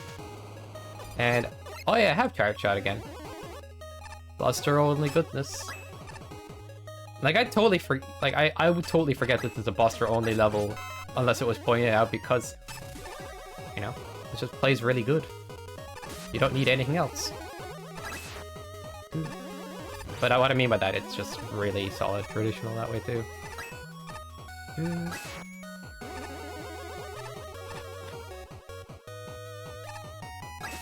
This is like my first NRS stage this season, so I took a break for a few months. Oh, dang. That's fair. I took a break for a short bit playing Mario though, like... Because, before the tournament. Because, I was already a bit burnt out in Mega Man Maker. And I knew that the tournament would be around the corner, so I kind of went, screw it, I'm gonna play Mario for a bit. I don't regret that. I got it out of my system, like, a bit. But I kind of want to mix things up again. I feel like I'm stuck playing... Not stuck! I love Mega Man Maker, or Mega Man stuff. But, I want to, like, mix up what I'm doing again. Just... But with the tournaments every week, I'm like, oh, I gotta practice!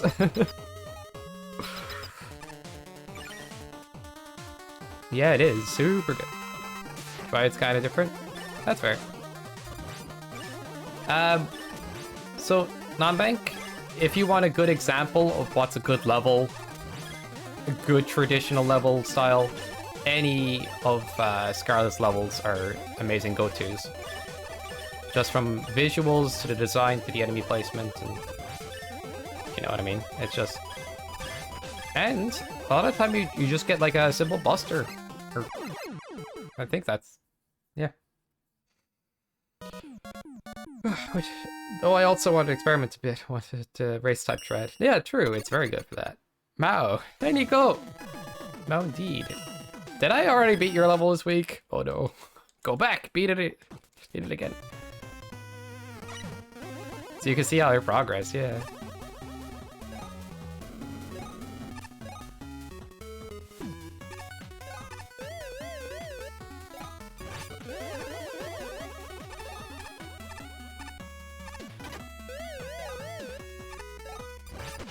I wanted to roll, but I messed up.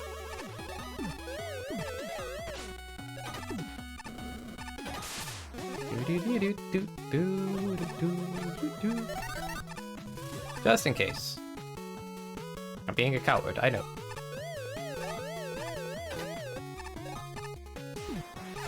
Roll through. Oh man, that's so sloppy. I need to learn that screen. And the screen before that. And this level in general. Doo-doo.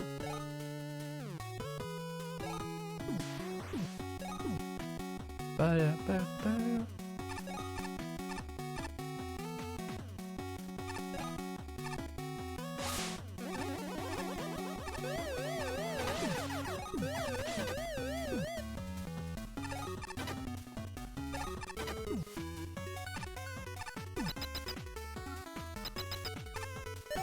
Sometimes weird seeing your old stages. True.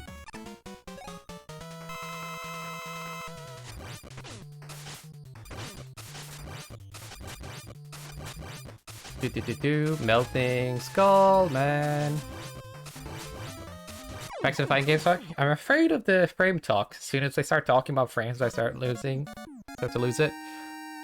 That people know how to use that info in real time. Yeah, you can. Just don't think about it as... How'd I put it?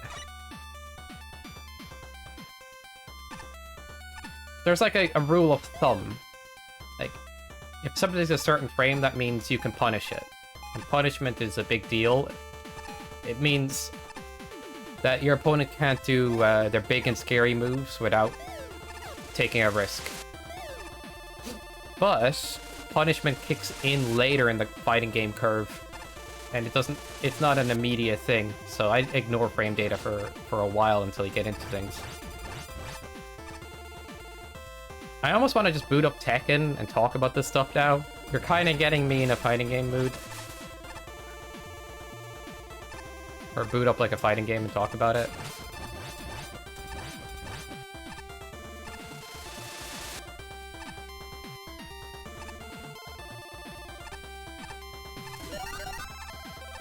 I only pay attention to one or two of my skills. For one or two skills at my level, like if I miss or I get exploded, if yes, don't use, if no, use every now and then. I would say any tool that's put into a fighting game cleverly is usable. Even the risky ones. You just want to use it when your opponent is not ready for it. That's it. That's all you need to know. If your opponent is not ready for something, that's your good moment. There's a lot that goes into the mind games of a fighting game. Like,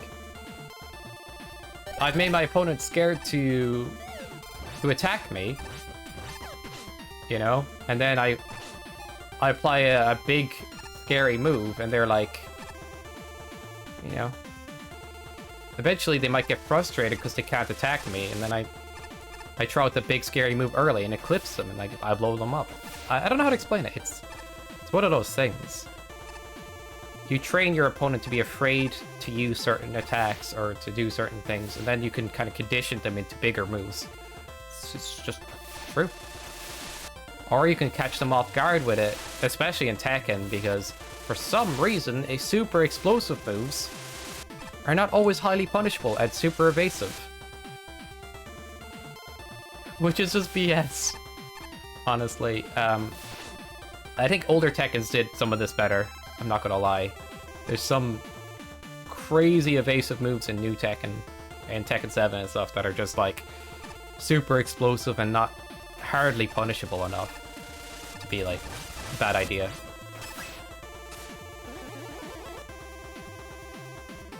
Associate yourself with like-minded people? Yes, develop what's it? Not ideologies, but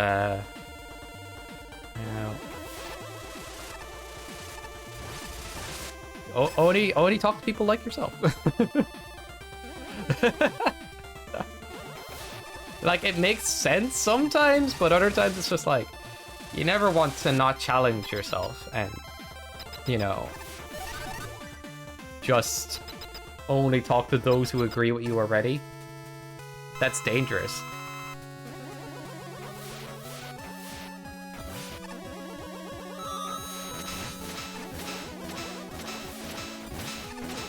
Unless you're a very open-minded person who really puts their own opinions up to scrutiny, that could be a dangerous thing. Just Bob and we with Steve Fox let you in? Good advice, Hunter, indeed.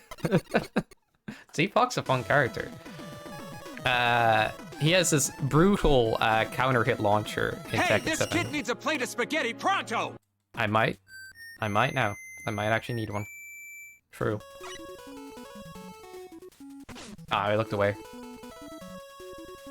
Like Ryu Shoryuken that are pretty... Oh! Shoryuken's not safe. It's safe to use, but if you throw it out and it misses, you are wide open for usually a launcher and stuff.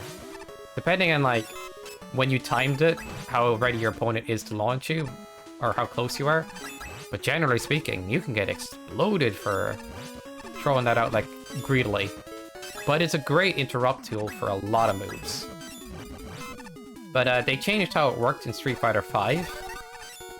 So like certain versions of Shoryukens, light, mid, and heavy, counter different things. Like one I think mid Shoryuken's an anti-air, while light Shoryuken interrupts grounded moves. It's strange, but it's interesting. Something like that. I forget exactly. Just think of fighting games as huge, complex games that are super addictive once you get into the curve of it. And there's nothing that feels quite as exciting in some ways, or gives you the same feel sometimes. That's why I'll never stop playing them. But they can also be super exhausting and frustrating if you feel like you're plateauing, or, you know, if you're the kind of person, no offense, that may like get upset when they lose. Everybody gets upset when they lose sometimes, but like it's knowing how to take a break and rein it in and just keep going. As I was saying earlier, like, you know, you lose, so what? Losing is not a big deal. Dying is not a big deal. These are things that are part of learning. And fighting games online have a lot of people pretending they're lower ranks to beat up lower ranks. They're called Smurfs. They do this just to feel better about their skills. I'm not gonna lie, it's a big thing, and I don't know why. But yeah, if you play online, there's a lot of chance you'll probably lose more often in certain games because of these kind of players.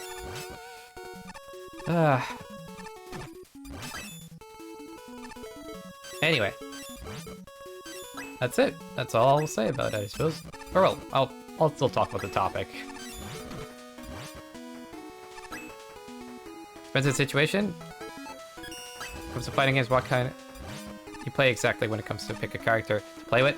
That's a question that keeps getting asked. My best answer is pick somebody. If you don't like them, keep picking. That is my best advice. If you think someone looks cool and you like the way they play too, damn, you hit a nail on the head. Learn that character. It's like, it's not as deep as people make it out to be. Just pick something. You like it? Good. Go for it. That's how it should be. That's how it always is, but like, well, it's not how it always is, but it's like people often ask another question there. And Sometimes answering it helps, but other times it's like the best thing I can think to say is just start picking. You'll find somebody. It's not about picking the best person, it's about picking the person you like.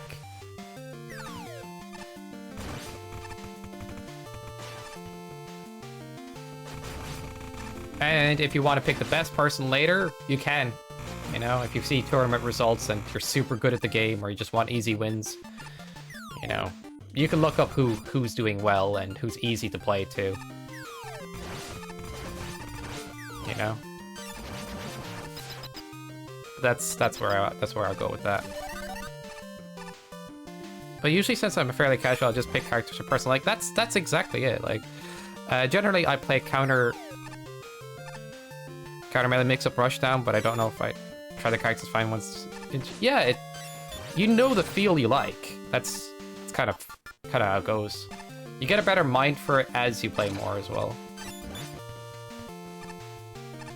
Like initially, I played one character in Tekken, mained them, and then I started to find interest in another character down the line, years into playing the game, and I'm like, okay, I'm starting to like this character more. I just accepted it and got good with him. It can be like that sometimes. I'm still good with that other character, no doubt. Just you don't have to like stay jailed to a certain character if you don't want to. I can't read chat much at the moment. I'm sorry, guys. If you're trying to like, I'll read it after the level or something if I can.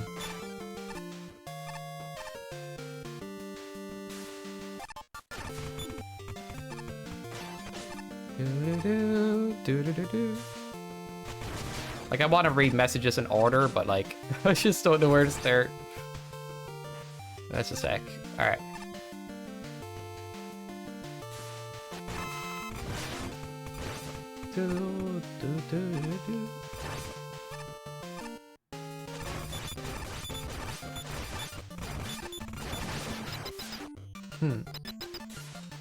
Jeremy, more meme-ish. Jeremy, good choice. Fun choice. I picked lore faves. So to answer your question, Scarlet, lore 1 Blaze Blue is Jeremy more meme. Oh, that's interesting. Okay.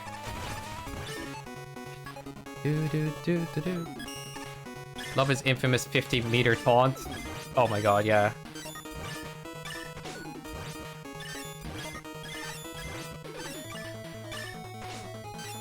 Like,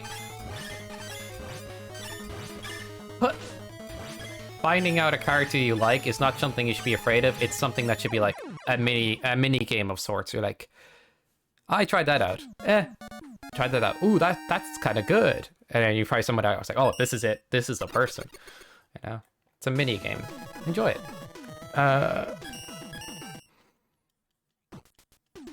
It's a counter people to taunt. Oh, okay.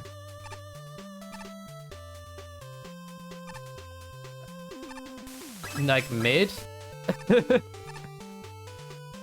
Ah, yeah. Non-bank should explain that, I suppose. I mean, what I mean is he already did.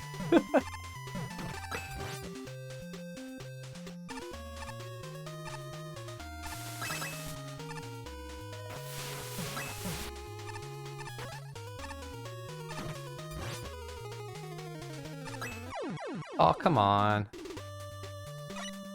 Alright, focus. Do.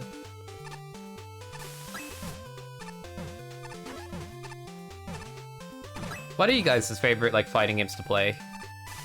Generally speaking.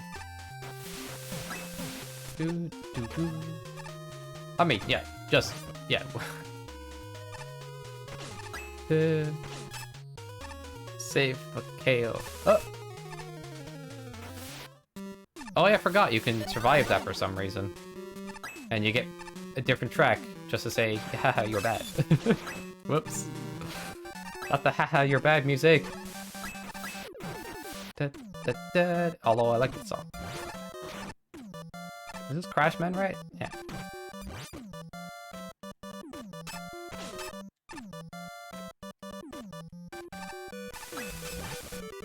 Say for KOF, I like Kula, Surya, Blaze Blue, right? Show from Guilty Gear. Like Ramethal and Iflet.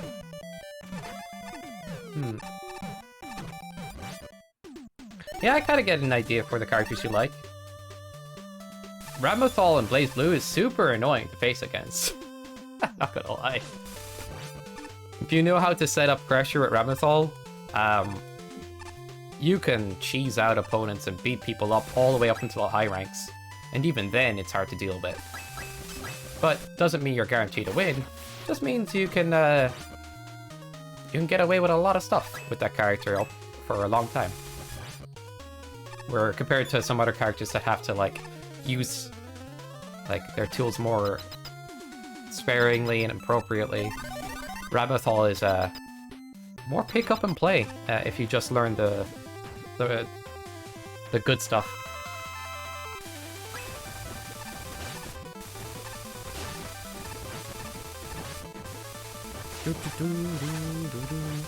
Rachel in Guilty Gear, or not in Guilty Gear, in Blaze Blue. I don't know, that character would be super hard to optimize and play right. Not gonna lie. But learning that could be fun. I say that personally, I'm not sure if you think that's fun. Like, pulling off a hard-to-play character, to me, is a satisfying thing to do in a fighting game.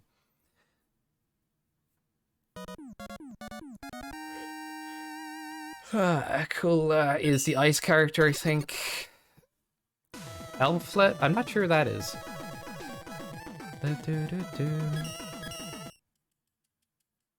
Play Arachne, Hakuma, and Terami in Blaze Blue? Nice. Hakuma and Terra. What? They feel so different, though. Hakuma and Terami. What? I think they're meant to feel different. You know what I mean? Terami beats you down at your face. You're constantly mashy. Hakuman is like slow down, patience. Slice your opponent up at the right moment. That's funny. And Arachne just likes dancing around the screen and disorientating, confusing your opponent.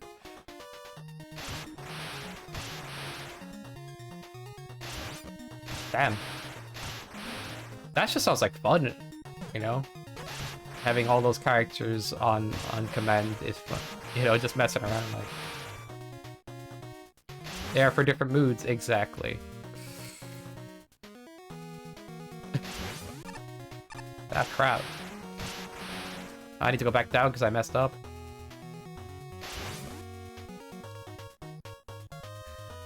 It looks like you just have fun with it, like you pick different characters for different moods. That's just a super fun way to play the game.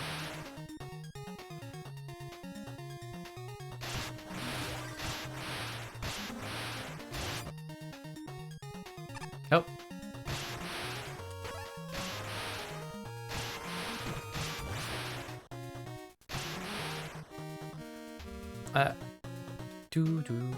Like, honestly, I know a lot of the lore for these games, like the amount of cars and... Second, sorry.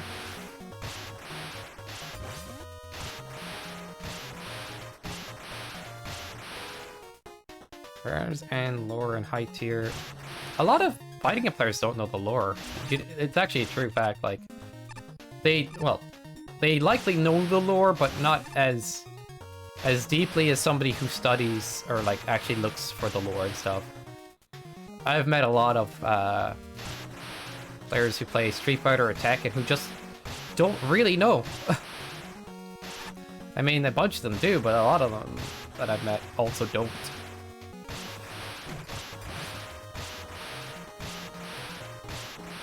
They just like playing the games.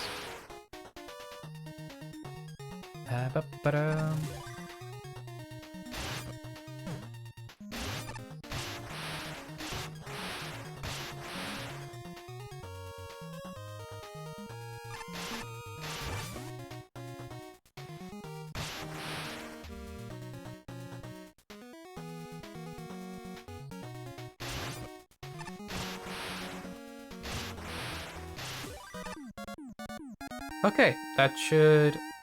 Oh, this is number 9. I forgot, there was one more. Marriages and lore in a high tier being a long-time fandom player, yet I never played the games, huh?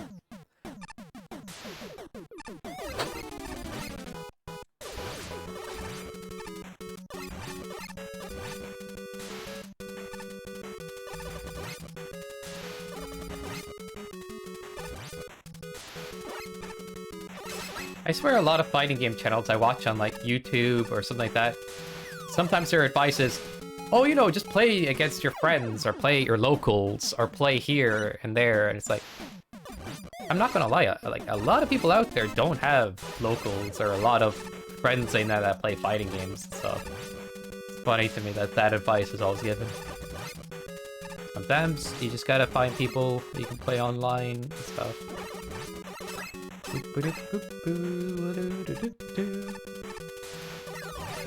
It's like living in a certain part of the world gives people the impression that like these things are everywhere.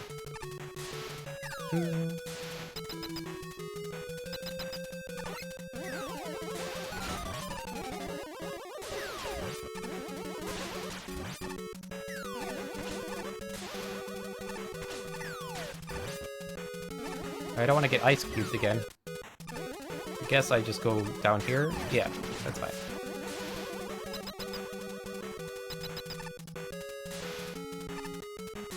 Dang it. Those comments make me so much better, not gonna lie. Oh man, I've seen them so many times too, and I'm like... I have 1 or 2 friends that will play fighting games with me, but it's literally... like... I feel lucky to have that.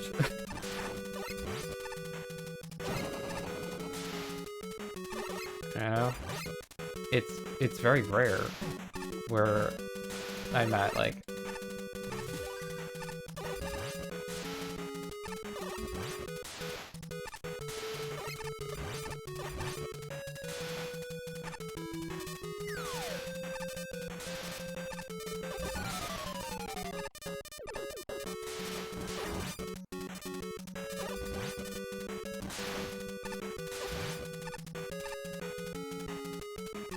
Honestly, I barely ever play anything with my friends. That's fair.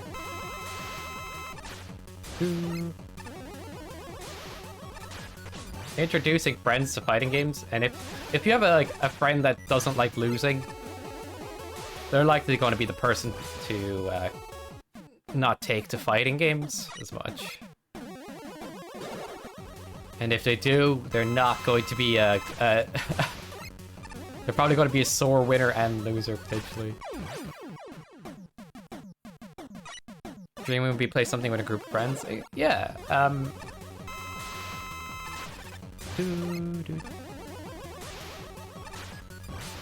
I do like doing that stuff myself. I just... personally, I'm like... How do I put it?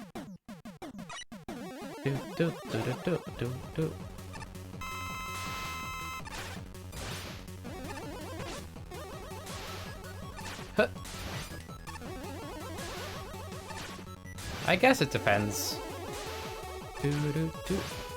I just...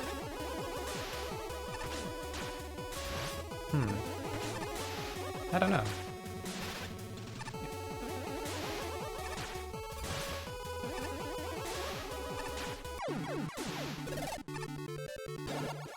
Depends if I'm in the mood for something, or if I want to give enough free time to something. These days, I'm like, I'm always playing Mega Man or Mario or something like that, you know?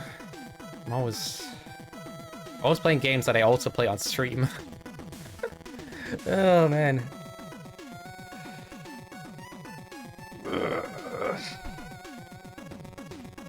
When it comes to playing games with friends, I like doing like hype things like competition. Fighting games is super big to me. If people want to play that, I like competitive. I like events and competitions and stuff like that.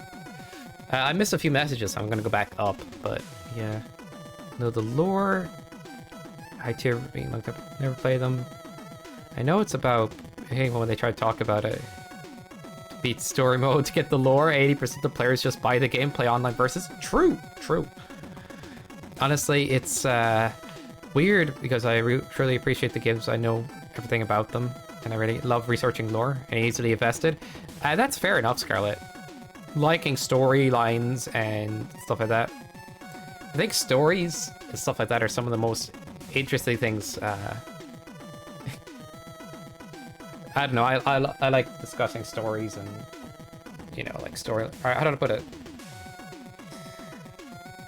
You know, like stories and games and narratives and stuff like that. I like that stuff a lot. But like with fighting games, a lot of the story, you know, a lot of them is like maybe not, maybe Street Fighter and Tekken. Like there's scraps in Tekken lately. It's not really good. And it, like the story in Tekken 7 was like, and this happened, and then big fight. That's the last Tekken, and then all of the side characters get bad storylines. So it's a hit and miss. It really is, with some of the game's stories. For me, I liked Arachne's inputs when I tried him, and way later on, I bought a copy of the game, which he was, and learned he was with Lychee, or without, and that was pretty cool. Yeah, it is, actually. It's nice to have that stuff learned, or like figuring out that stuff as you're getting invested as well. Let's come with someone. Yeah. You cannot deny that Blaze with story is freaking insane, though. True. Tekken stories, just 3 generations of family to kill their dad. Truing, Hunter. True. Tekken's story is going in a weird way, like, and it hurts my brain to think about the potential they have. Like, Tekken is one of the games so many fighting game players are so invested in. It's one of the deepest fighting games I've ever played. That's why I love it. But a lot of the characters don't get much development. Not many things happen. A lot of them have been turned into kind of like characters with joke endings. I mean, you could do that alongside a real ending, but it kind of sets up the premise for some characters to be just jokes, like Paul and Law and now Eddie. And I guess what I'm trying to say is, and Bob and a bunch of others that don't get serious endings in Tekken 7, is that they are mainly focusing on a few characters for mainly story, but in Tekken 7 you can't tell the motivations of any of the characters. They don't go into character thoughts or details. The story seems like a bit of a mess, like Jin being a good guy after he bombed the world to bring out a demon that he beat up. I'm like, or a god that he beat up. It's like, you don't just explode a world and cause a world war and get to be the good guy. I'm sorry, it's like, and what did Kazuya really do that's evil? In some of the Tekken endings, he's shown to be evil because of the devil gene and what, but like, I mean, Heihachi blew up a whole damn building with a satellite, you know? Threw Kazuya off a cliff and everything. Yet Kazuya's super bad guy, I don't know.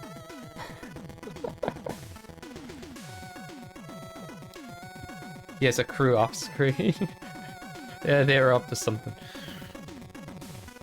Later, Guilty Gear, King of Fighters, kind of lore heavy. Street Fighter is basic, yep.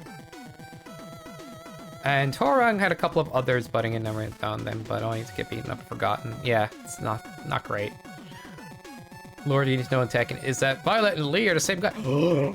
Shit, you're kidding me. You're going to say Clark Kent and Superman are the same person. Don't. I can't take it. Wait, the only person that could possibly be Batman, Bruce Wayne, is Batman? Shit. Next you're going to say Tony Stark is Iron Man. Oh my god. Oh no. Oh no. That'd be so easily deduced to IRL, like.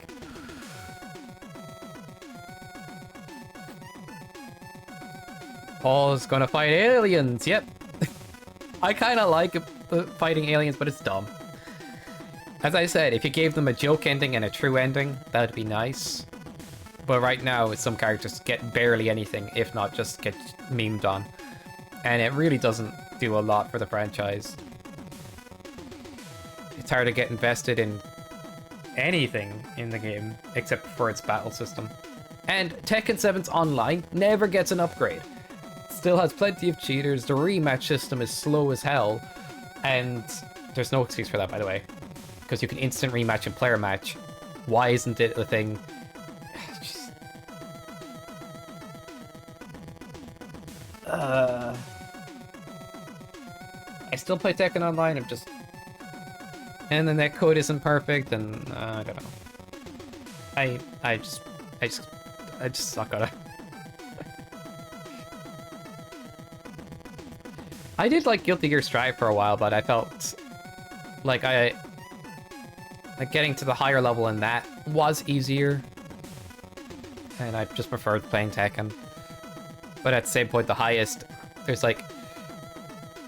highest and pro level, if you get me. It wasn't a pro, but I was at a high level where I was like, got to the highest rank. Isn't the whole cliff thing just a family tradition or something? No, it's just something Heihachi did, and now Kazuya wants to do it to him because it's revenge.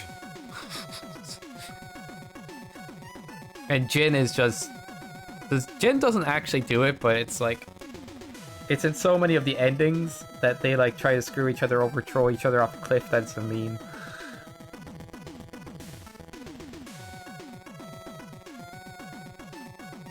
It's good. Tekken 4 had good lore, written by an actual story writer, but Tekken 4 didn't do so well sales-wise, probably because it had less characters, you know, and it took some new directions with the fighting system, and it just didn't perform well. And then Tekken 5 performed well, but Tekken's 5 story was more bare bones than Tekken 4, technically. But they were like, yeah, we just won't hire a good writer from now on. We'll just make up some random stuff. Then Tekken 6 comes out. Jin is fighting a god with, you know, after bombing the world. Every character that gets introduced into Tekken 6 has an anime-like fighting style. Like, Bob can fly, literally. Lars dances around the screen like he's... I have no idea what Lars is doing half the time. And then Lisa shoots... Robot Girl that shoots rocket arms and stuff. And it's kind of fine to have goofy characters, but I always like the traditional martial arts in Tekken when they're done correctly. But, I don't know. It just seems like they went off the wall since then and haven't focused truly on making... Okay, the fight at the end of Tekken 7 I really like. But the rest of Tekken 7's story is like, and this happened, we have no idea what the motivations is behind this character and this character. There you go, story over. Narrator bored you to crap too. I hope you enjoyed it.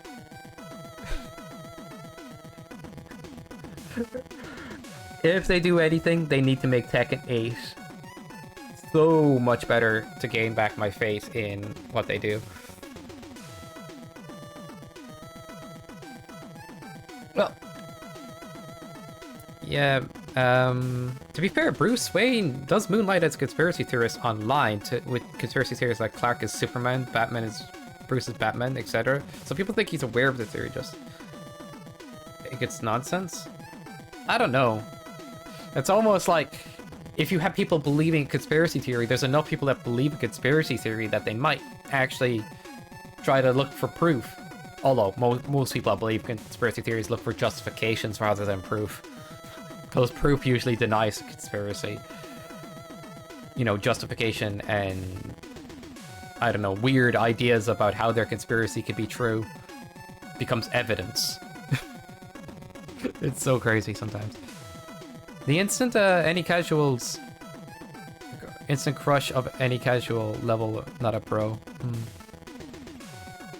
Best story of all Soul Calibur 5? Oh no. No, don't, why you... All time isn't her, she's sociopath. Yeah, clearly. The framing says he's a good guy after all. But everybody who's played it, it's like, how did you miss how much of a sociopath you made this character? Or maybe they wanted a bad character, my bad. I haven't played it, so I might be wrong about that. For Virtua Fighter, if I martial arts style fight. Fair. I think I prefer Tekken on that one. Virtua Fighter's sound effects and... I don't know, Virtua Fighter 5, its sound design and its fighting system looks a bit off to me. And some of the characters are very cheesy in how they fight. I don't know, I wasn't that into it. Honestly, if I would play Tech, and after reading my faves, other games I mentioned before, try and guessing characters, I would play with 3 of them. Though I forgot how they're called. Yeah, no worries, Scarlet.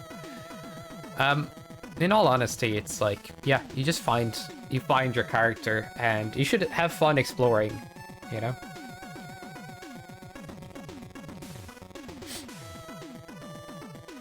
Oh, Asuka's lore has potential, but they never used the character. But now she's basically paired with Lily. Lily hangs on the back of Asuka, and now she's just become a joke character too. Although, I'll be honest, like I used to play Asuka, but I kind of grew out of playing Asuka a bit. Kind of play Kazuya now. I say grew out of it, but it's almost more like I don't know. I kind of just play Kazuya more now and stuff. But Asuka's actually a really interesting character fighting-wise. Super good. Although kind of... She can be frustrating to players that like to be aggressive, because she has countless tools for dealing with aggression that she's kind of cheesy, I'm not gonna lie, but... Ultimately, if you're playing the game and you want to learn... she's not a bad character for, like, stopping yourself from getting overwhelmed by opponents. Because she has a counter tool for a lot of things. I think more so from a design perspective, I actually forgot about her. Asuka, I mean, yeah. Either way,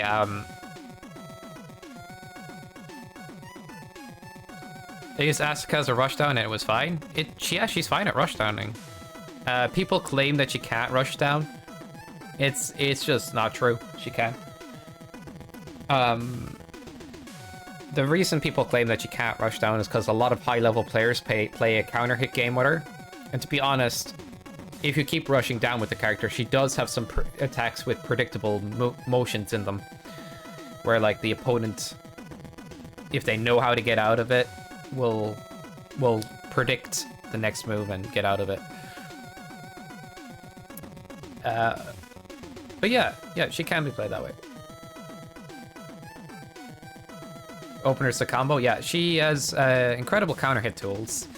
Very ridiculous tools for dealing with aggression to the point where it's absurd, but the biggest problem is if your opponent has a...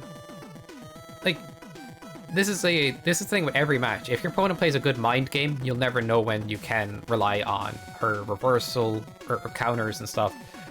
Therefore, like, a good way to play against her is to use more lows and to keep your opponent guessing. It kind of, you know. But if you're playing as her, those tools are super useful, and the counter hits are really ridiculous. Like, ideally, one of the best ways to play Asuka is to chip away your opponent until they start, like, overextending, and then you beat them up. If they're already overextending, beat them up. And, yeah. And if they block a lot, she doesn't have a bad rush down. She does not. So you can rush down your opponent until they start kind of going, shit, I should do something.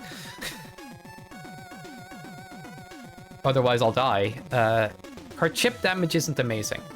But her combo damage, and her combo opportunities make up for it. That's how I feel about it. It's a fighting game conundrum. Everything is a strategy, but someone has to lose. And if you hit them on the ground so hard, yeah. Yeah, it was nice talking or typing, but it's time for me to hit the bed. Night. Good night, Scarlet. Have a good one. Have a really nice one. Yeah, if you guys want to talk fighting games and stuff like that, you should probably know I'm very, like... I like fighting games a lot. I could play more of that stuff on stream at some... Again, I don't know.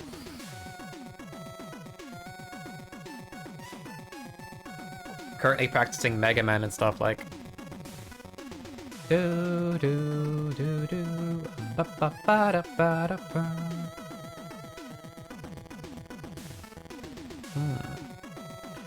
Do one more run of both the weeks, maybe. I've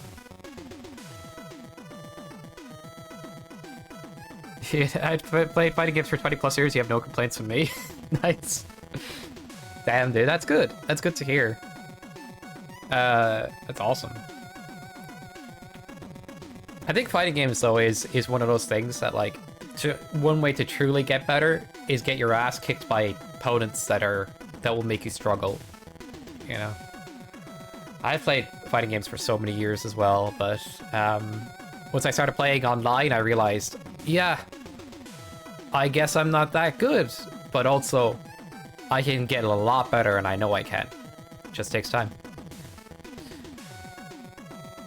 It's kind of scary, kind of humbling, but at the same point, exciting.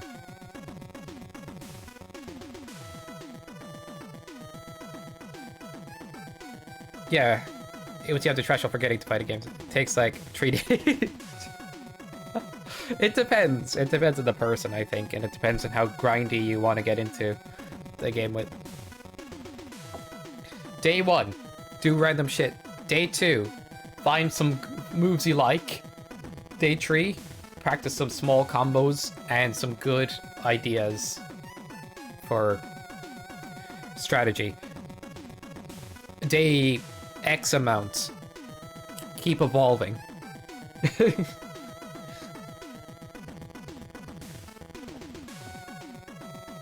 If you can play in person no lag with somebody at a professional level a few hours for 3 days, you can reach a peak casual with a single character. There's so much tools a pro will use. Yeah. Like, I've had people complain at me online for doing cheesy stuff, but the truth is, I don't use cheesy stuff against players who know how to deal with cheesy stuff. So like, if you're dying to cheesy stuff, I will use cheesy stuff. I will use scrub tactics. I will do stuff like that if you don't know how to deal with it. Because it's super effective if the opponent doesn't know how to deal with it. Don't expect me to pull any punches in the sense of using crazy nonsense. That's kind of how I am. And like, I don't play the same way against everybody. And I think that's like actually a lot of players, to be honest, you know? If you can't deal with it, then I'll do it. That's how it goes. But if you can deal with it, I will change my strategies, so I'll find different openings. I'll find other weaknesses. I'll keep going until I find something that will essentially allow my strategy to win.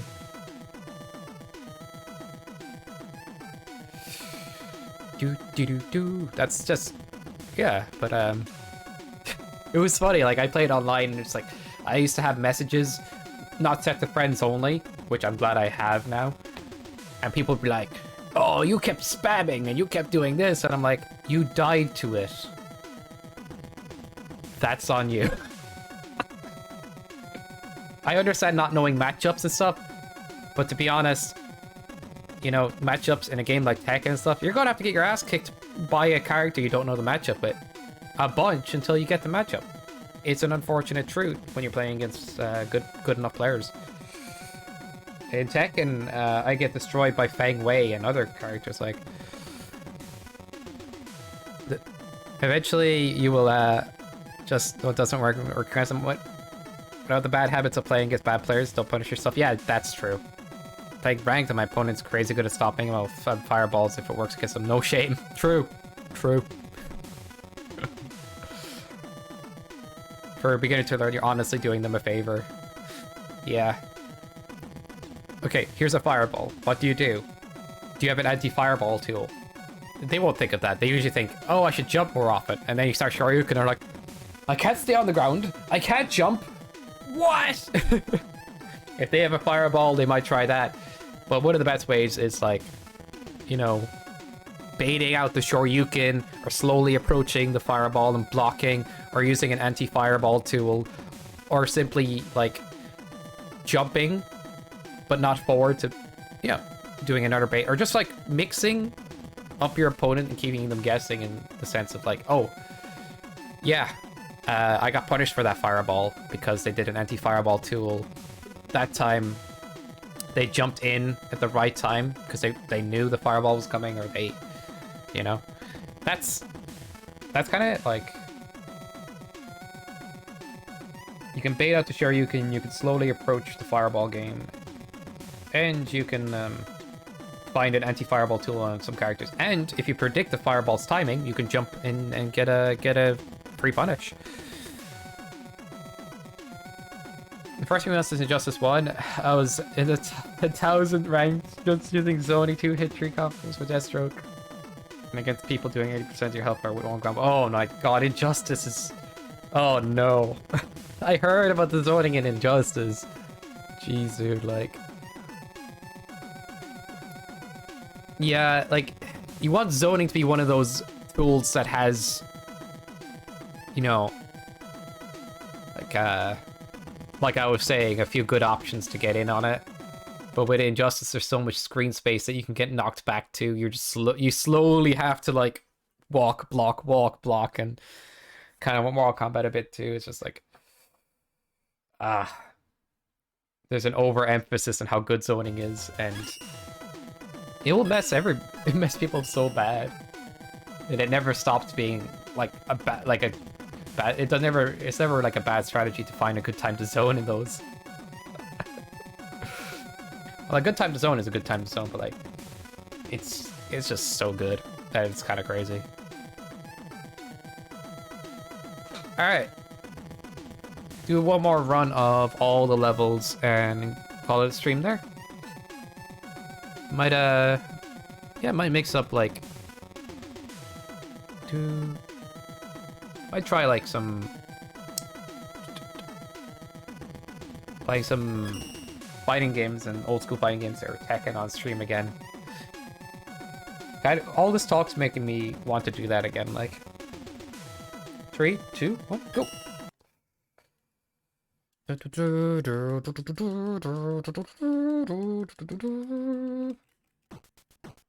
There's actually a Mega Man arcade fighter, but it's like, it's not a versus game, but you like beat up Mega Man bosses. You kind of like has fighting game like inputs. I might try that for fun someday as well. Forget what it's called though. Do do do do do. You play Marvel vs. Capcom, you can play as Mega Man X and Zero and stuff. No, in case I keep playing as Plus X in case I need to play ranked online. True, same. Actually, the only reason I have my PS Plus at the moment is like, I have one friend who likes to play Tekken on rare occasion, but he doesn't have PC. Like, genuinely true. It's crazy. Robot Master Tournament. Power's nice. If they were fully fledged fighting games, that'd be cool. Like, I'd fight people in it.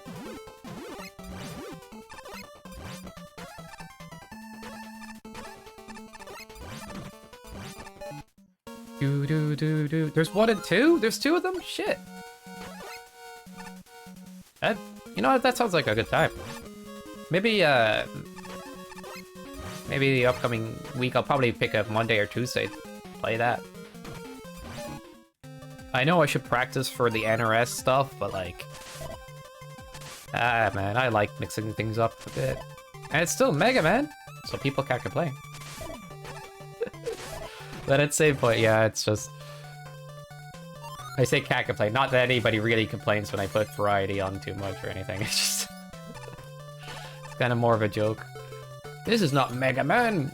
You know, anytime I play something else, it's like, oh, it is. Look closely, you can see that this is just a reskin.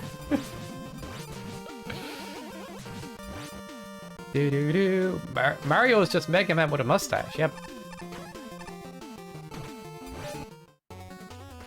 Power Fire one's ARM-T fan game is on the internet? Okay. There is something out there? Dude, I got it. That sounds awesome. Alright, let me look into that. So you're saying Mega Man fighting game exists, right? Am I getting this right? Ah, I could always Mugen, but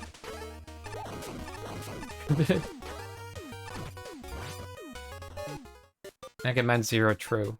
Heavily modded. Those modders are on cocaine or some shit. They did it mad. Oh.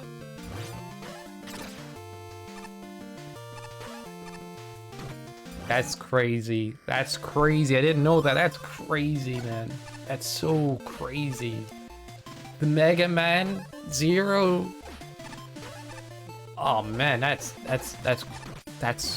so crazy. Thank you for letting me know something.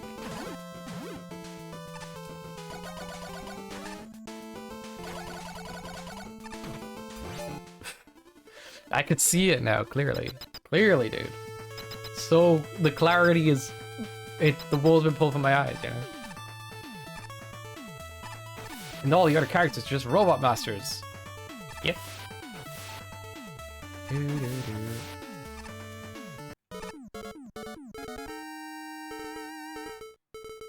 .kdngames.com. Are they good? Are like... It's a fan game on the internet. Is it like a fighting game? Is it... Okay, I gotta like get info about this. It's so...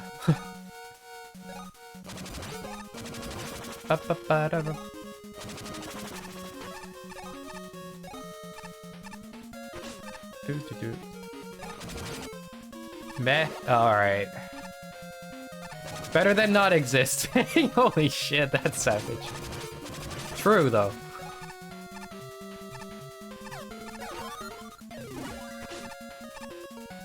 Sometimes, depending on the game, I say that to people, or about TV shows and series, you know? Not that literal words, but it's like...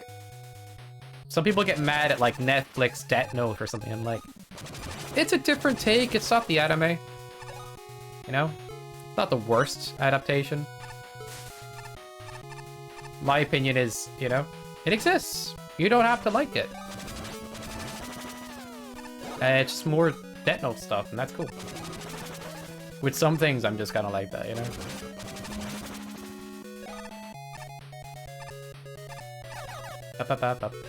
Like, what are people expecting? Some masterpiece rendition?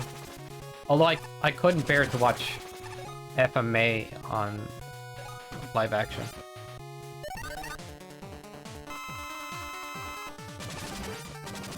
Still very old buggy version? Oh man. You know what game I used to play for fun? Super Smash Flash 2. That was fun. I don't know, I'm never that into Smash Bros. Ultimate. I don't know if I can, or I could get more into it, it's just... I don't know if it's the fighting game for me, really. I mean, Kazuya exists in it, Mega Man exists in it, all the characters you want to pick are in it, it's just... I don't know. Damn it, dude.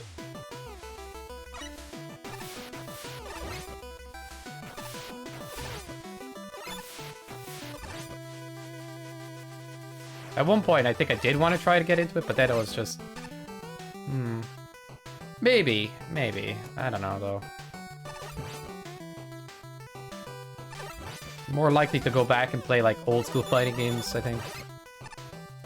Like, Capcom versus SNK, or Marvel vs. Capcom 2, and learn those. Even though, like, a lot less people play those. I just... Oh, they're sick games. I mean, a lot less people play them nowadays anyway. A lot of people used to play them in the past, like... Oh, god damn it, dude, that health drop.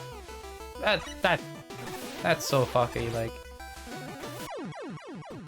Shit. Damn it, that feels so bad, man. Capcom vs. Sync is still great. It is! It has, like... They're still fun. Yeah, great fun. It's just... It also has, like, so many different styles, you know? and choices and character thing. Like, I guess what I'm trying to say is, like, it almost feels like it's undiscovered in some ways, you know? And it isn't just like Touch of Death, like Capcom versus Marvel vs. Capcom. Even though I do like Marvel vs. Capcom, I just like there's crazy Touch of Deaths and stuff in that, which doesn't make the game intimidating to me. Just makes it feel like I'd be more interested in Capcom versus SNK personally. Maybe.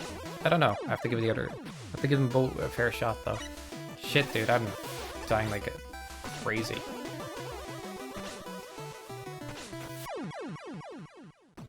I'm restarting the run.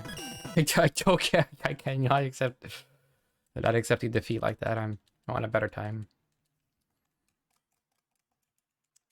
Bit more like a solved game, really. Yeah, I think Capcom versus SNK and the amount of style choices and things you could do in it. Yeah, that could be crazy.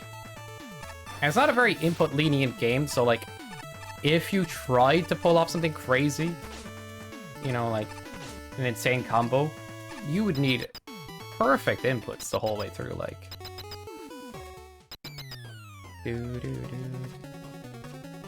I think some of the infinites in Marvel vs. Capcom do have, like, yeah, practically perfect inputs, but it's just, like, not all of them do. And, I don't know. Personally, I'm kind of excited to try that out more.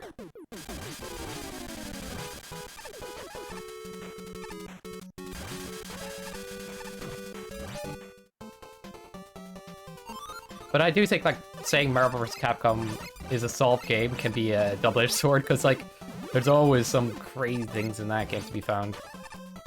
But with Capcom vs. SNK, oh man, I feel like there's so much potential there as well, like...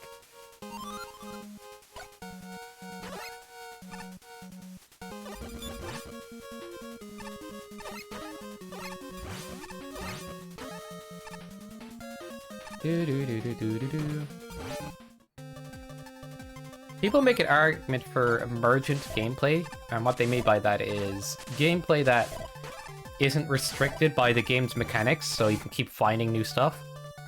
So it keeps emerging into different, you know, territories. That's kind of where they go with that term. And you can kind of see this argument and kind of get it. And people quote, like, Marvel vs. Capcom is very emergent in the sense of, like, you can keep finding new stuff and new techniques and things like that.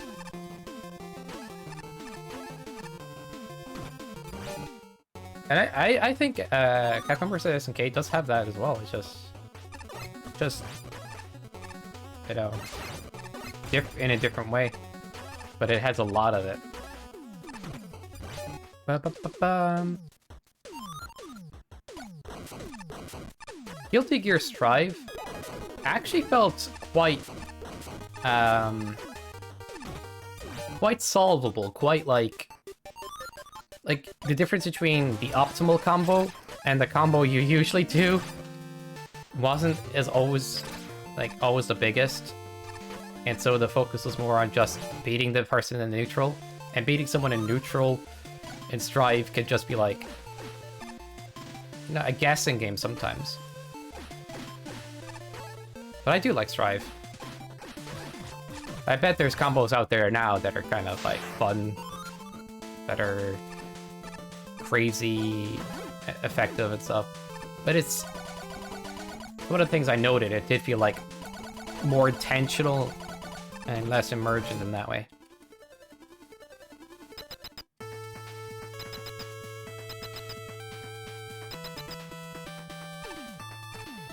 When a DLC character comes out...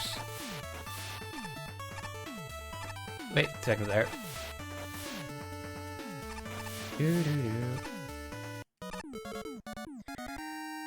When a DLC character comes out, it changes all teams' matchups, new system active characters into the mix. True.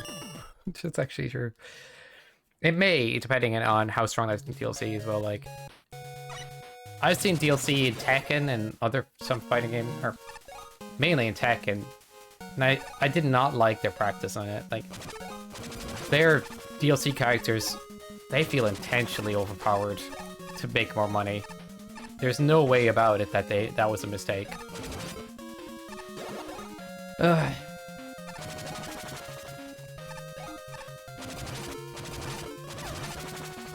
Apparently, Leroy Smith had, or not really. Yeah, Leroy Smith. I thought I did that wrong for a sec. Had patch notes on release date that were found. I'm just like, what? Or around release date. It's like, that's crazy, dude. They already knew. It was very obvious. We're just gonna give a character all the broken stuff. And sorry, I'm going on a side tangent here, but tournaments had literally like most of the entries be Leroy Smith, and it's just like the top 8 had like 6 Leroy Smiths in one tournament, and the game has like 50 characters. I'm sorry, it's just damn. Now what a broken character. And Bakum Ram's broken. Okay, new Tekken characters are broken. I'm gonna do DLC. I paid money for this, therefore I deserve to win. People make that joke in Smash as well, because apparently some of the new characters are just busted as well. Or like just really incredibly strong.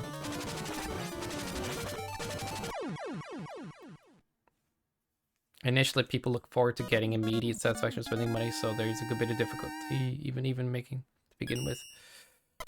I suppose, but like Armor King, right, is a DLC character in Tekken 7. He's not considered the strongest character on the roster. He's actually considered somewhere like mid-tier.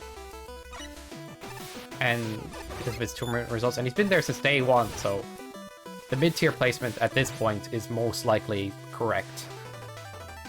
Yet, he's like one of the highest selling, highest played characters in the game, without a doubt. You know? I think it's the design and stuff that sells it, like how his moves look, how his himself looks or whatnot. It's just a cool character that people want to play. That's the idea. You know? I think a good design can sell a character too. But if you wanted to sell a character guaranteed, you give pay to win people. Oh. Whoops.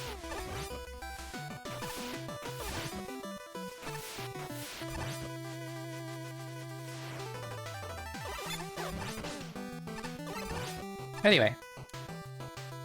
No fighting game is perfectly balanced. That's a true fact, like. But,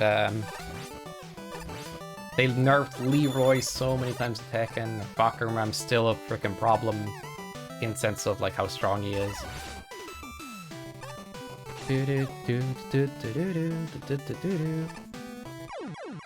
Oops.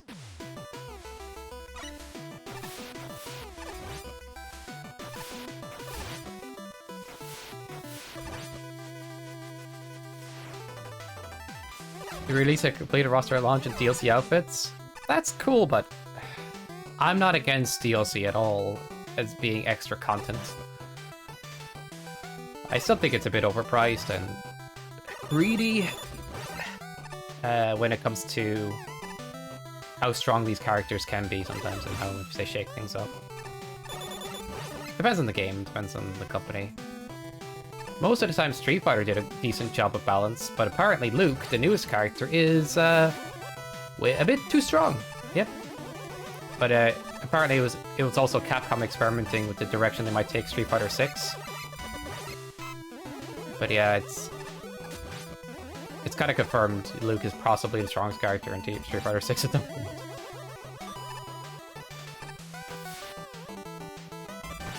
Complete rosters are always wonderful. Yeah. I mean, I like the idea that like a base roster or a game has a lot to choose from the base product. That sells a game. Like if you put a lot into a game, that sells it. But a lot of companies are like, It's about time we release it, isn't it? We want to make our money. And you're just like, dude. Elden Ring did not shy away from being really big, for example.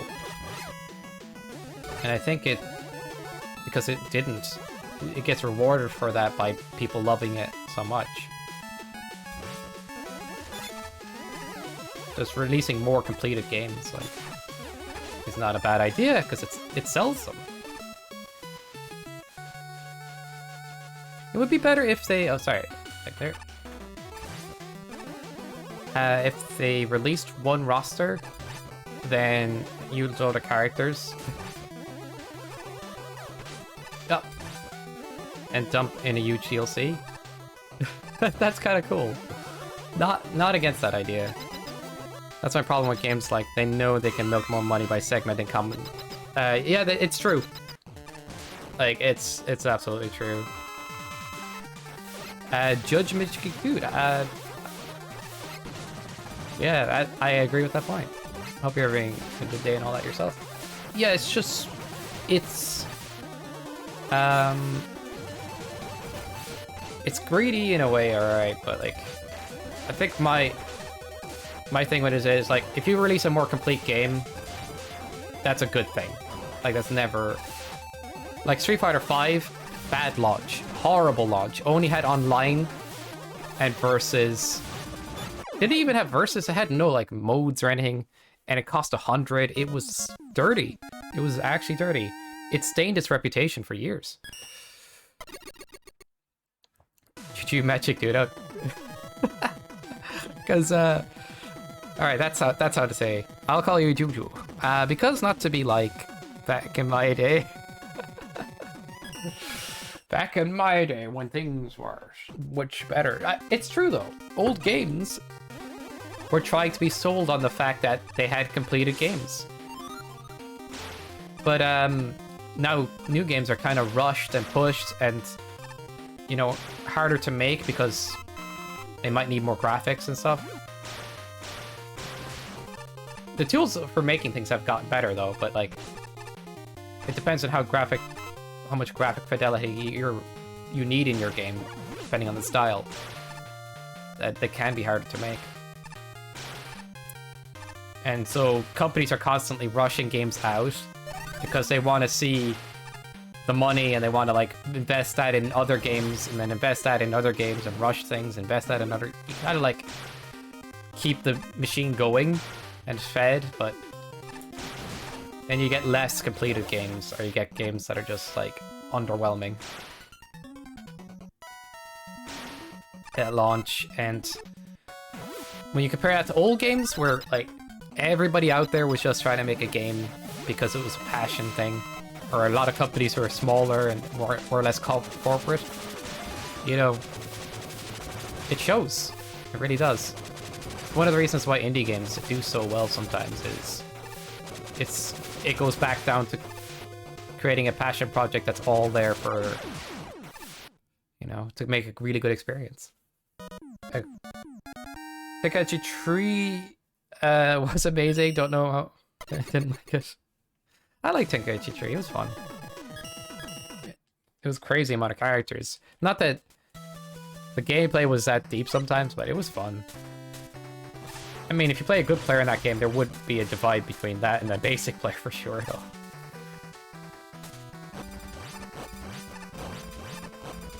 +300 hours to explore everything with broken magics. That sounds fun, dude. Yeah, it's true, yeah. The frickin' Elder Scrolls games. Savage amounts of content, and they're known for it. And hugely successful franchise. One of the reasons why I think Street Fighter got overtaken, not completely overtaken, but at times overtaken by Tekken in popularity.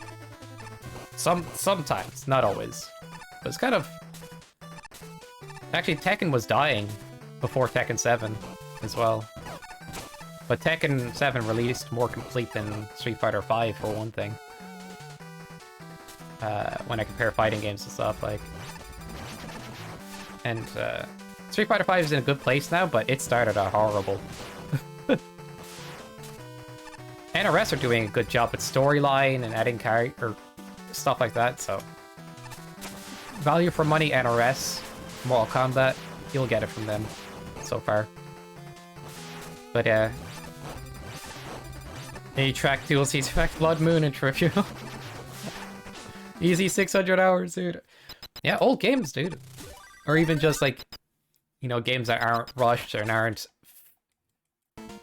you know, all about like getting things out quickly or about getting the money. More like putting a good amount of passion into making a good game. Yeah, it shows. And it sells. Fucking sells. Arwen is magic in its own right, able to do play the game with different... Yeah, absolutely. Oh crap, I need to split there. Overbase Skyrim is meh to me. To be honest, sorry to the fans in here. That's fair, dude. I got into Skyrim briefly, but I never felt the too much all the magic from it as much. I preferred Oblivion. I do like the jankiness of Morrowind, but I haven't played much of that, though.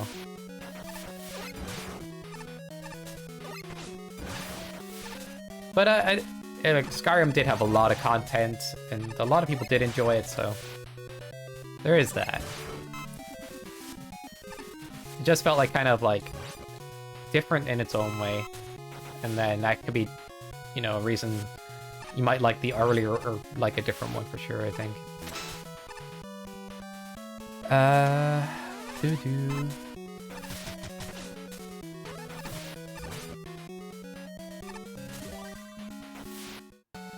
Do-do-do-do-do-do-do-do-do. Ever played Dragonborn, to be honest? Non-bank. The writing book took a plunge in Skyrim. Not awful, but not as good as these. That could be a good point to make, actually. I don't know as much to say myself, because I never played too far into Skyrim, like... This track is savage. And not only that, the level's good too. Ah, damn it, the toothpaste dispensers are after me, man. And those dudes up there, I probably should shine them down, but I'm too lazy. He'll be fine, I can take the damage, I can tank it. Alright, base. Mashy mashy. Ba-da-bam. The water boss is weak to fire. Yep. Nice emotes, dude. Beechcraft was actually a good skill. Neat. Oh, I missed. Are you kidding? Ooh, who misses there? A little bit of a time save. I guess I'll take it. Ba-bum-ba-bum. But. Do. Don't die to that. Alright. I swear, Scarlet's level, the most traditional level of this whole, like, week, is the scariest, dude. To actually, like... to stay alive in. What? What? Oh, I messed up, actually. I thought that hit while you're on the ground. You have to jump, actually. That's on me. Wait, no, normally I slide, then jump, and shoot, and then push the guy. No, slide, jump, then shoot. Yeah, I have to be in the air. Like that. Oh, I got so confused for a sec. That was goofy. RPG games be like, don't take risks on these two. Fair. I don't feel Skyrim is that hard of a game, or... I guess the Elder Scrolls games are not about the difficulty too much. But, I don't know. I kinda liked... like, mucking around with different stuff in Oblivion more than I liked Skyrim's general stuff that I got into. Like getting into guilds and just mucking around more. I don't know, I enjoyed it more than that. Alright. But,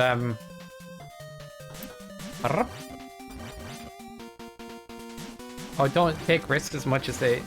Yeah, there's more formulaic builds of, like, what works.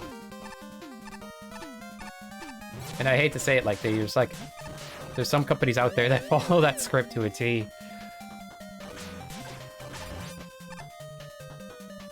Do do do do do do do do do do.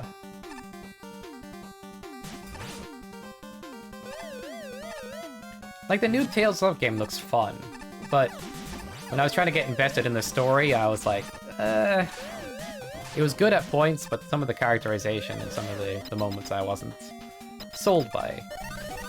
Probably me being picky, but I don't know. Sometimes I like a game to kind of, like, go a bit out there in the sense of, you know, feel unique, you know? Feel like a whole experience where, like, I don't know. Just, you know, feel different, feel unique, you know? Do its own thing.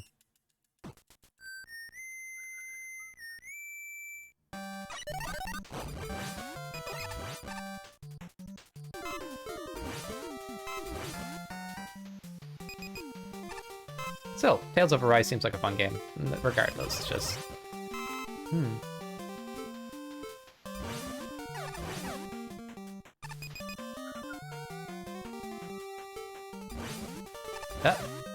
I'm gonna shoot this guy, because I wanted to go past here fast, but apparently...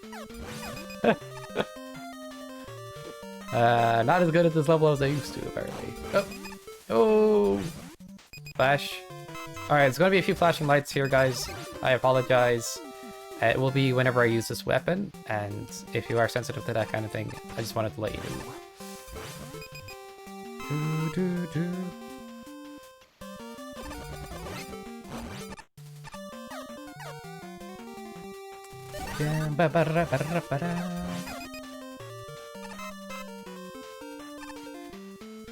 Like Morrowind dealt with racism and slavery. Oh man, it did?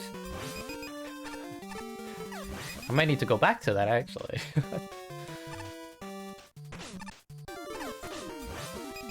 Not afraid to deal with some, like, interesting themes there.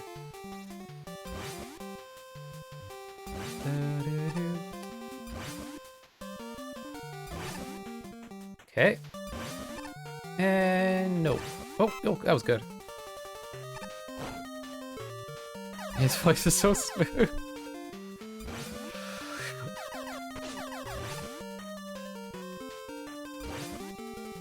Alright, take the shots. Go! Go, go, go, go, dude, go!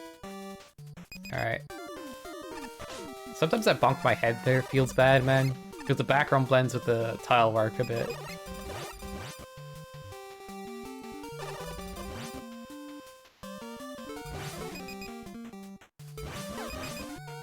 Shit. There we go. Doesn't matter. Doesn't matter. Take the damage. It's okay.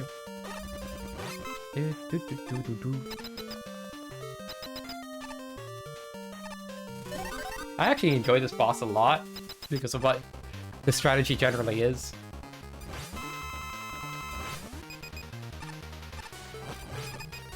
Oh, I forgot.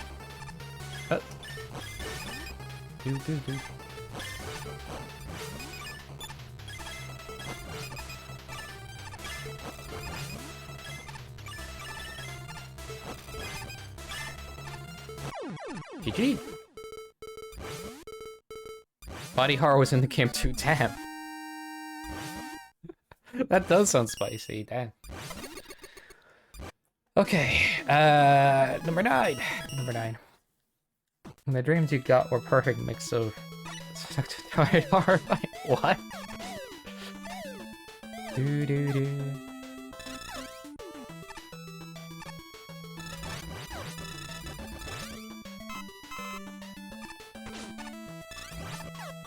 Do, do, do, do, do, do, do.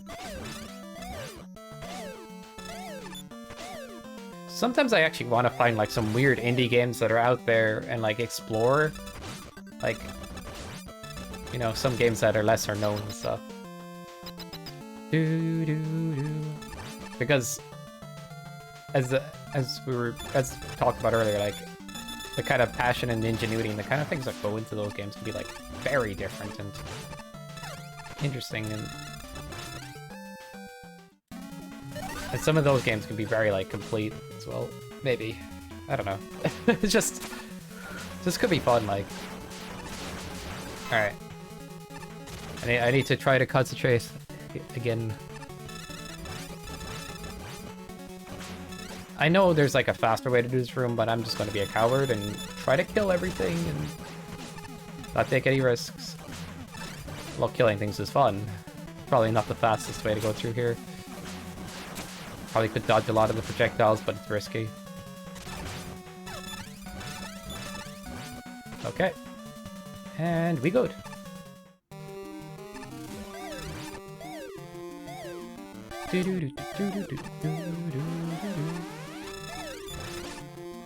Hut! Hut! Hut! Hut! Woo! The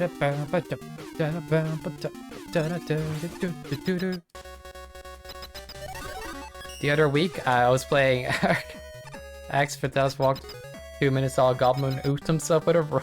Like, damn, these games were hard. Whoa. What? What? That's crazy.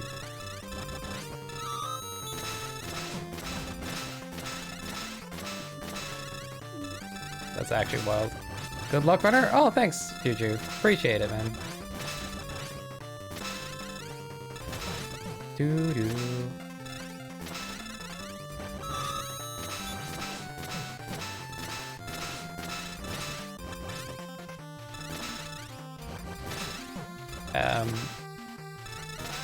And if you're heading away and all that, thanks for stopping by, dude. Doo-doo, doo-doo, doo-doo, doo-doo, doo-doo. Okay, and the last level of this week, and then we're on to week 2 again.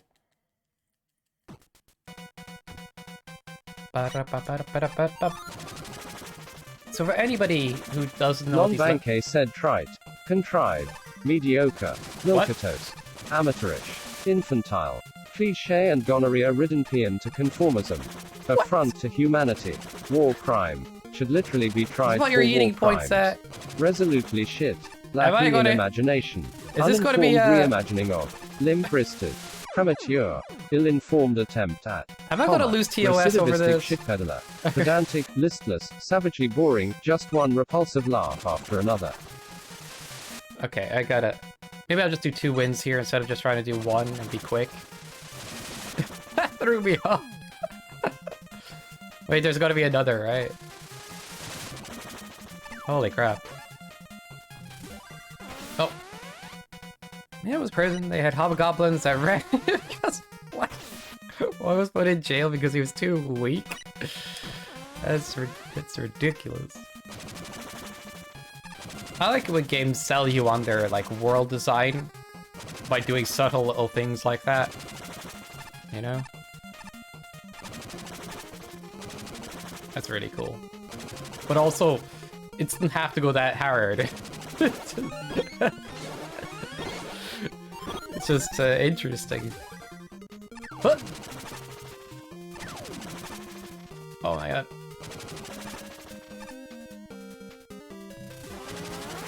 Hello. And I just got punched by that damn wheel.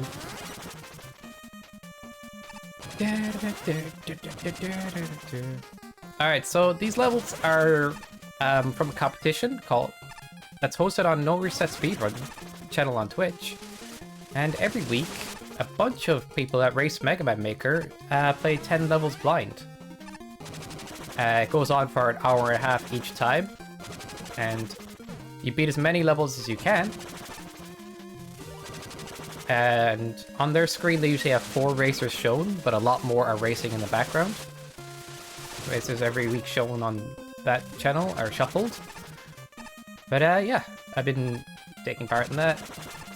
And there was this competition before. This is the second variation, season 2. So that's where these levels come from, if anybody doesn't know. And so I'm just speedrun practicing the ones that were from the previous 2 weeks that have gone on so far. And week 3 is coming up tomorrow. So 10 blind levels to beat in an hour and a half. And then whoever gets the best times gets the most amount of points heading forward.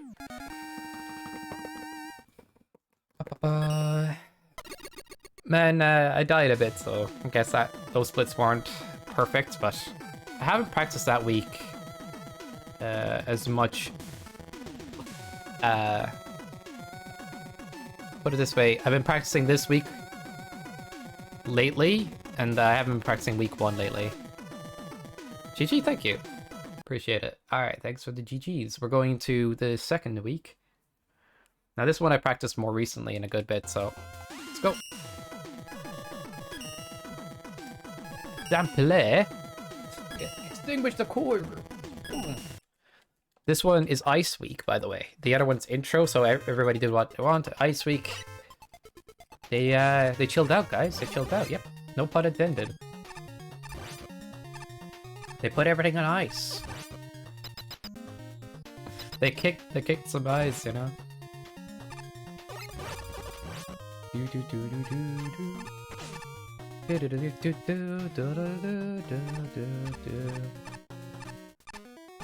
But like, yeah.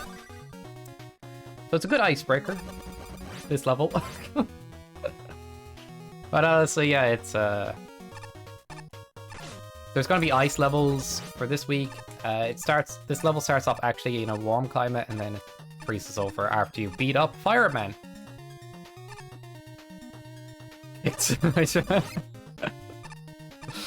I don't know about that. Is that one even a good pun? But it was fun. I think Mr. Freeze said it in like the old Batman movie. That was funny.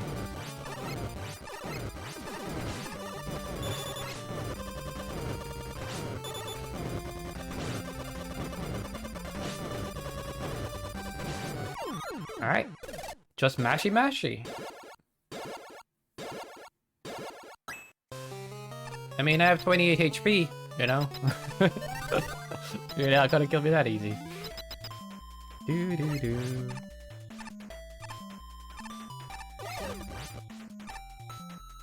Ba-ba-bum-bum, ba-ra-ba-bum-bum.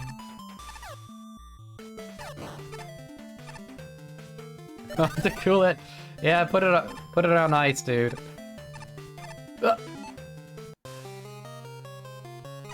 Alright. Freeze right there, criminal. I know it's stopped, but Red Wolf scum. Oh, pay the fine. Okay. Da-da-da. Hut. Hut. Woo! Correct. Dang it. That Iceman, I mean, that Snowman always gets me, dude. Needs to cool it. Alright, friend, I'm gonna stream myself. Good to meet you. Yeah, good to meet you, dude. Have a good one, man. Hope you have a great stream, man. Alright. I appreciate you stopping by.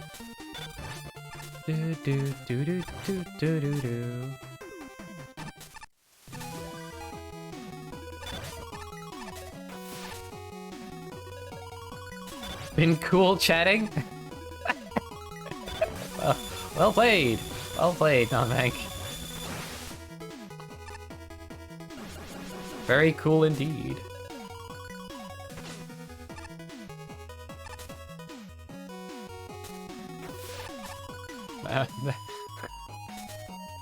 You know?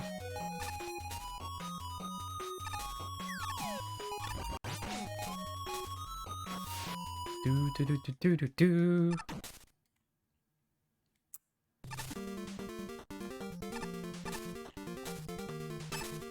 Do do do do do. Well, I got this. Just take it easy. There we go. That's pretty cold of you, Bank, to say it like that. You know? Cold, chill. Yeah, cool. Yeah, okay, okay. Ugh.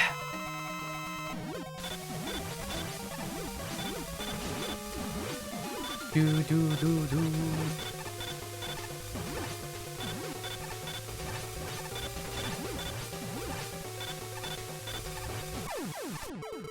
It's like we're running out of ice puns. Soon we'll hit sub-zero. Of them left. No, I don't know. So bad. I can't help but laugh. How bad that was. Amazing. Frosty demeanor. Good God. Alright, I think this is where we actually actually stop and cool it, freeze it, and bop it and twist it and pull it.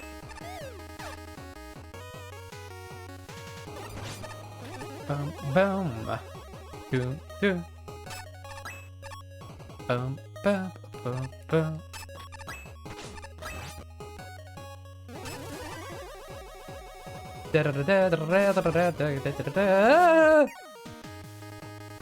Oh my god.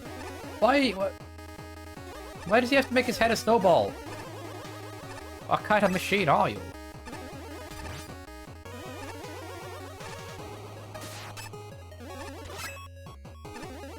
He is no man, but a machine.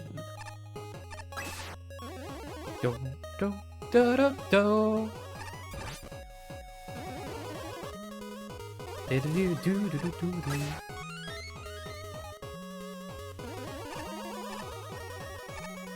Oh, did I hope I said thanks for the follow. Choo choo. I actually mean it. Like, yeah, thanks for the follow. Appreciate it. I've been holding on to that Disco Ilzonko for literally days. Perfect point to use it, by the way. Damn. Holding on to it for days, dude. You have things in your, like, in your backlog? How many you got? The backlog of bad jokes, yes, finally! Number 527 got used. Maybe one day I'll use 603. Damn, 603. Why are you so difficult? It takes a moment to style on you, like, just freezes it.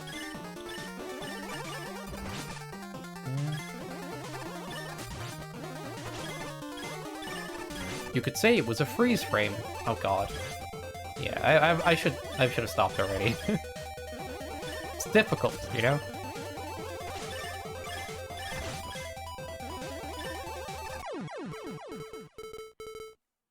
Not at the moment, but I give it a couple of days and I'll let you know 12. What are 12 to use? Holy mackerel on cheese, dude. Give me Jillikers, Batman. Give me Jillikers. Yep. Boink scoops. Is Shaggy literally eating dog treats? Can we talk about it? Is he that stoned? I like the fact that, like, Super Shaggy is now canon in both Nickelodeon All-Stars and Multiverse Universe or Fighter game. I don't know. Wait. Multiverse Versus? Is that what it's called? I forget what it's called. It's another Smash Bros type game that has, like, superheroes and stuff in it.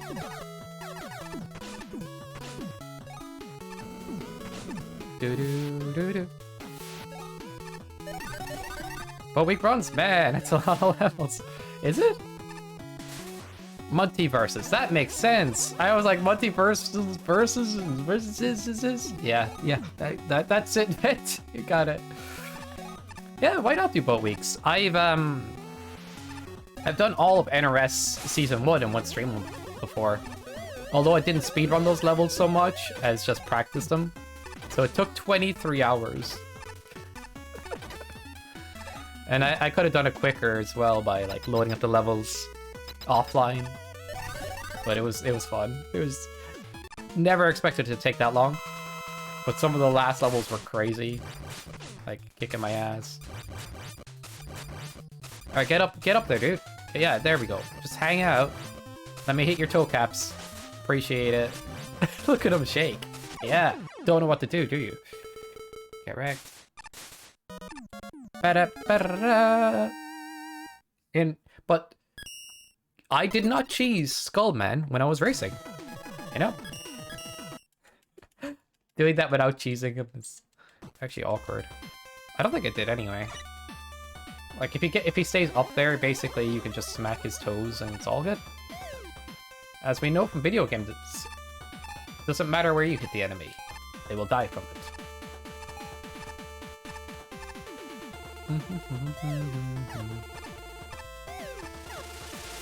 Feels weird when I don't know, play Kingdom Hearts before and you take out those big enemies, but you're hitting them in their ankles and you're like, does that work?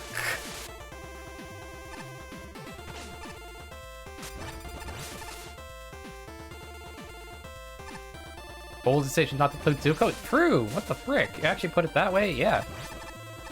Actually put Uncle Iroh in there. Why not? Although he's not as much a combatant, I just think it'd be fun. That's weird, right? They should have at least one character for all the elements. Not like all of them at once, but like each element represented. Aang's very much an airbender in that game. Main bug since Alpha? Huh.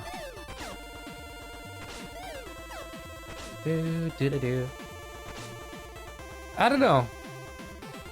Like, if I'm gonna play a Smash Bros. Clone, I'm more likely to play Smash Bros. Itself than play a clone. But that's me personally. Unless the clone has like really good principles and designs. I just think Smash Bros. Sells me way more than.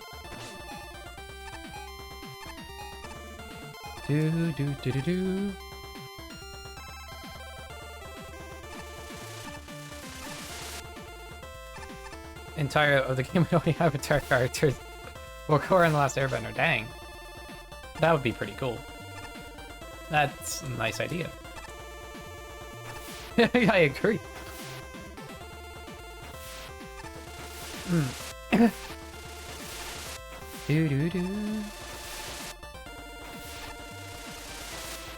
Oh, dang it, get up. Hang it. Don't die to death. How much contact damage you fish do? Oh, too much. I cannot take another hit.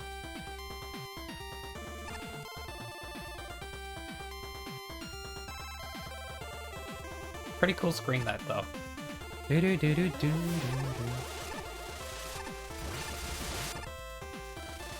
I finally learned the technique of killing that guy fast. You do more hits when you're like jumping and attacking. Kind of jump, attack as you're going up, and as you're falling down, it'll finish him. As long as you hit him with a charge attack first. So I'm not like taking forever to beat that guy up anymore. Whoop! Whoop!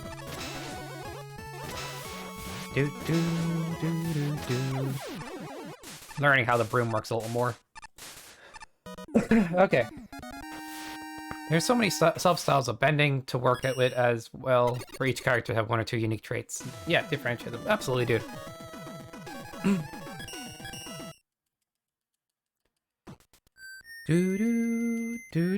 Is there any waterbenders in there, like, so far?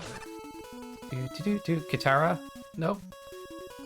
I swear my throat's, like, being weird right now. I think I just need to cough or something, I don't know. Second there.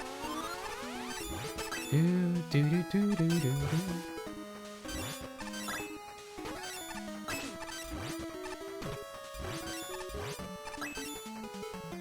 you had to choose one of the elements, guys, what would you choose? Which one? I've asked this before, but like, it's interesting to get people's opinions on it. Okay. Korra's a waterbender, right? I think she's in there. She's a waterbender, but she's all the elements while Aang is mostly airbending. I guess what I mean is singular focused. Like Toph an earthbender, she's in there.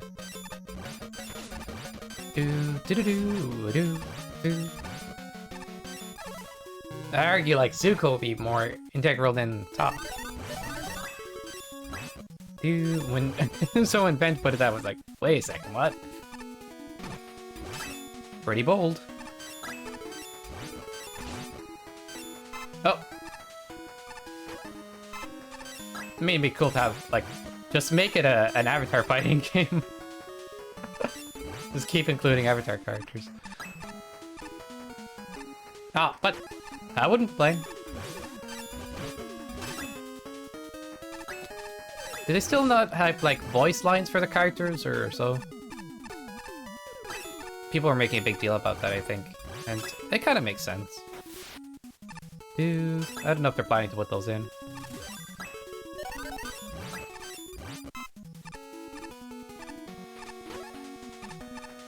Funny to see Danny Phantom Teenage Robot again.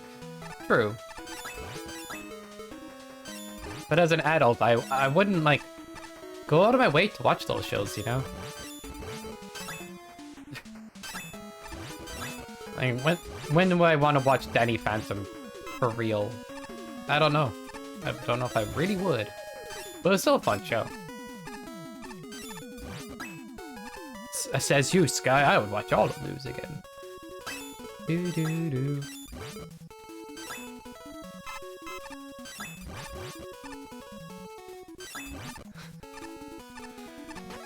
Do do do do do do.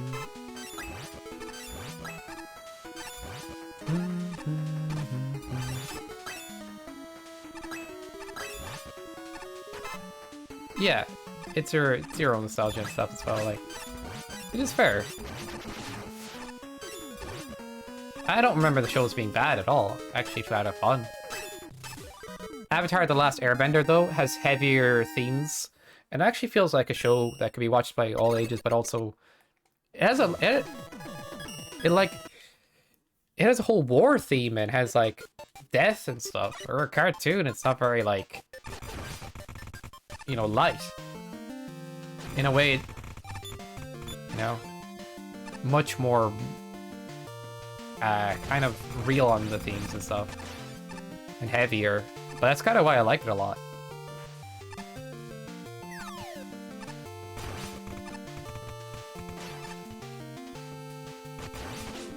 Do do do do do.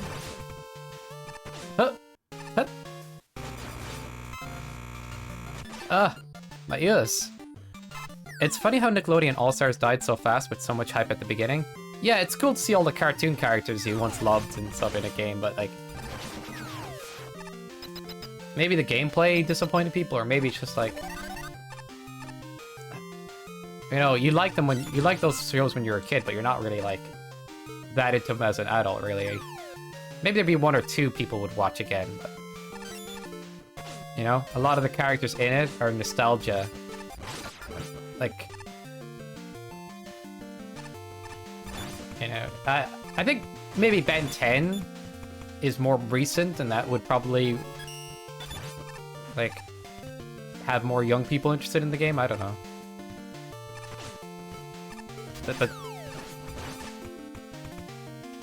I guess it's like what I'd play would probably be the Turtles and the Avatar characters if I was to play it. I think maybe the gameplay or something just didn't quite jive with people. And there's already Smash Bros. Like, you're competing with like Smash Bros. That's never going to be easy. It'd almost be better off just to make like a 2D fighting game instead of a platform fighter. Because people always compare it to Smash Bros. And Smash Bros. Has done things very well for itself.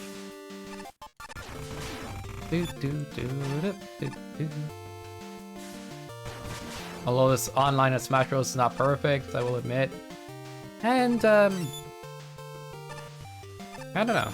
As a fighting game, I prefer other fighting games generally, but it's really popular, it's super big, and it's undeniably, like, pretty well designed.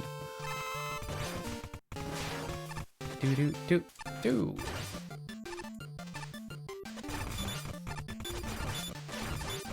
It could be fun to just jump into All-Stars Brawl just for fun, but I don't know if I'd ever play it past a casual level, you know?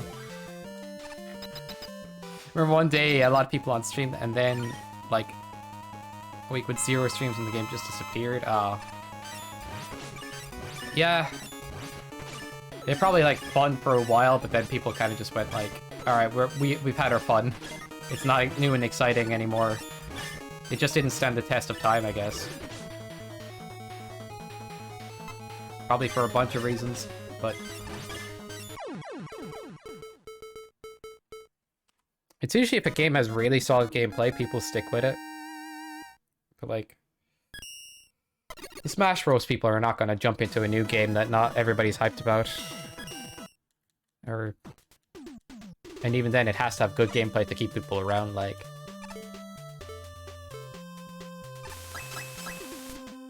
It's rare to hear of a game that has a bad gameplay that's really popular, you know what I mean? Doo-doo. But...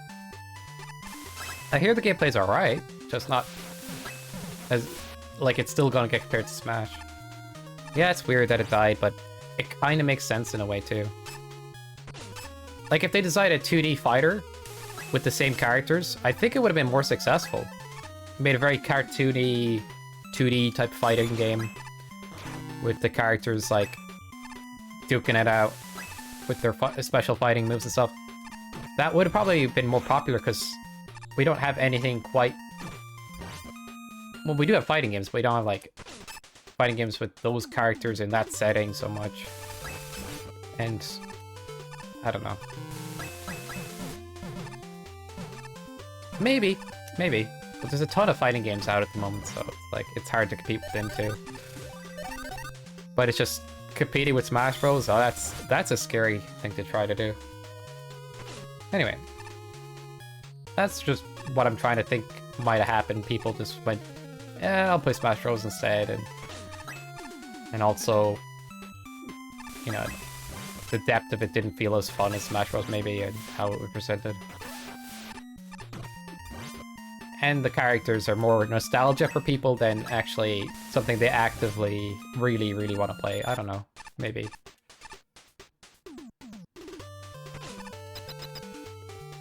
Either way,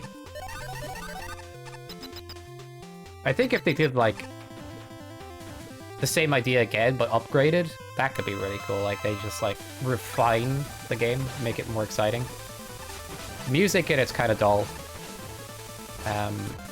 There's not much sound design on the characters, and some of the characters have very generic moves.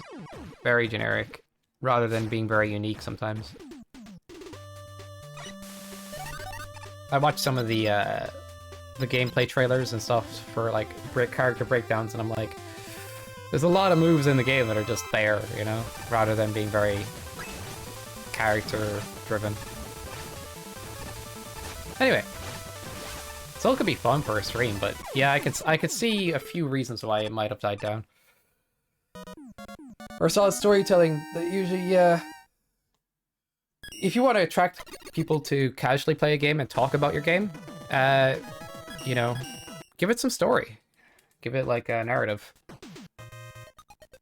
Although Smash Bros. Ultimate story thingy and its spirits, whoever says they like that, I'm like, why? I do not like the modern Smash Bros. Story thing. I had to use it to unlock characters. I hated it. Not like hated it, but I was bored. I didn't like it. I remember playing the Wii version and this Smash Bros. Ephemery, what was it called? Subspace something? Emissary? Yeah, that was sick.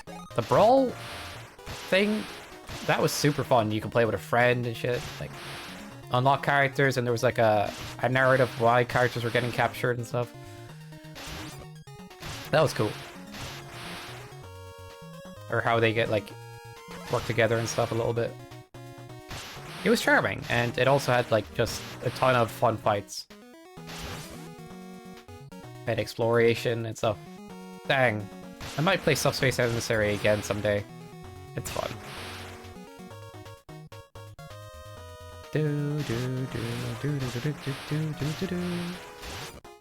Like, felt like a full game within, like, but its ultimate feels like a bunch of random fights across a world map that doesn't feel that exciting to explore. You just kind of go from one location to the next, hoping to unlock characters. I don't know.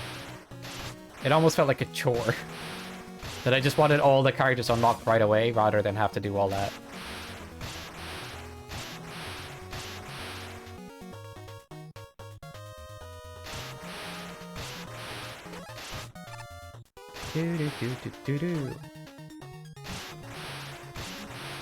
Guess what I'm trying to say is,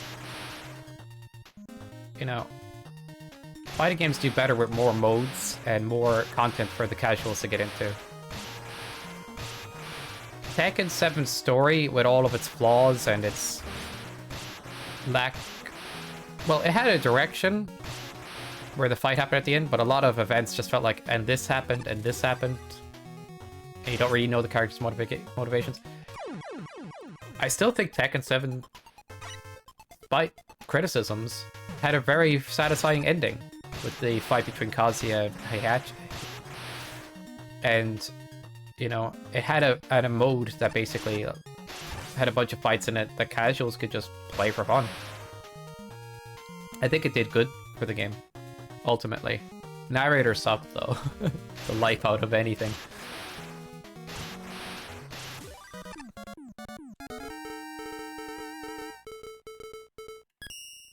And there's like mini little things you can try to get.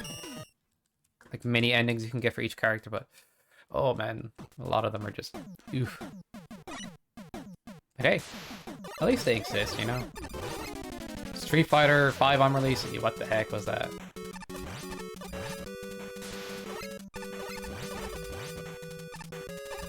Although Mortal Kombat 11, actually amazing for its doing the story and everything like that. One unfortunate thing, it gets flagged as gore on like YouTube and stuff like that, and people have to like edit the videos to use negative to make it like not appear as that to the algorithms and stuff. It's funny. I don't know. I hear the fighting system in it as well is fairly balanced, but it's very like non-emergent. So like it's a bit limiting for people, I heard.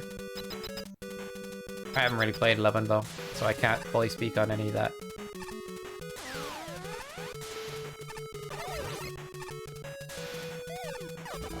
I don't think a game necessarily needs to be emergent, but I do think it's like fun to find what's possible within the system, and if a lot is possible, that is a lot of fun. It's just hard to balance when it's too much going on then.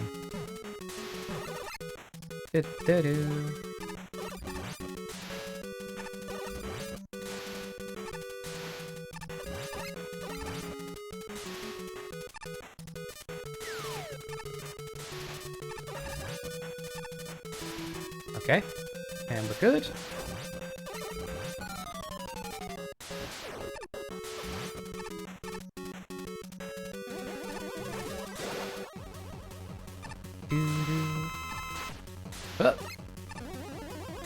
Hutman, don't you bully me, dude.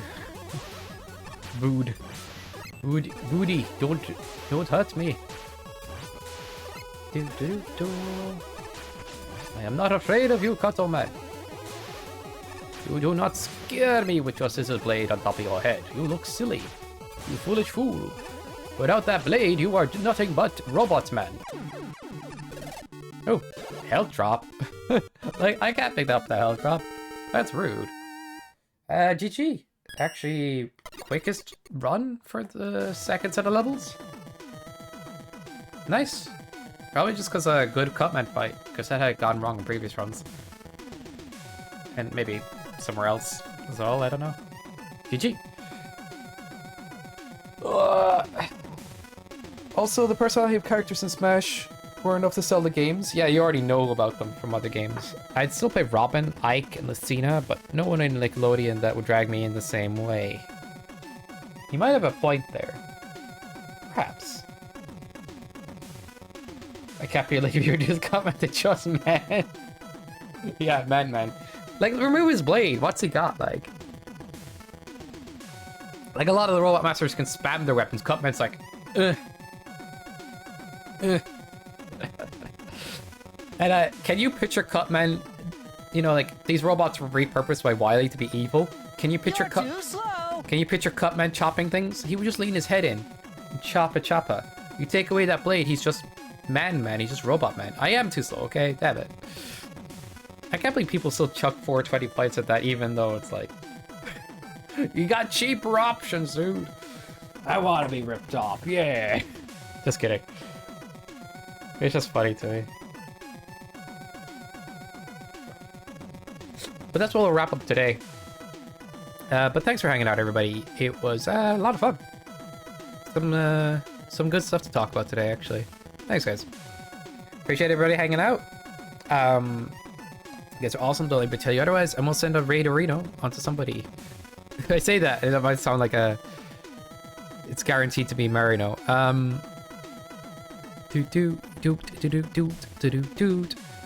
Oh, Game Mastermind had already wrapped up. Okay. Have a great stream as always. Nice. Thanks, dude. Juju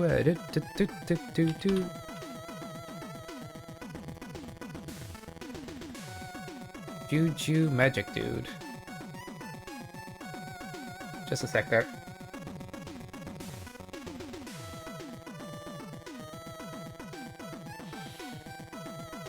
Doing pixel art and something, huh? That seems neat. Do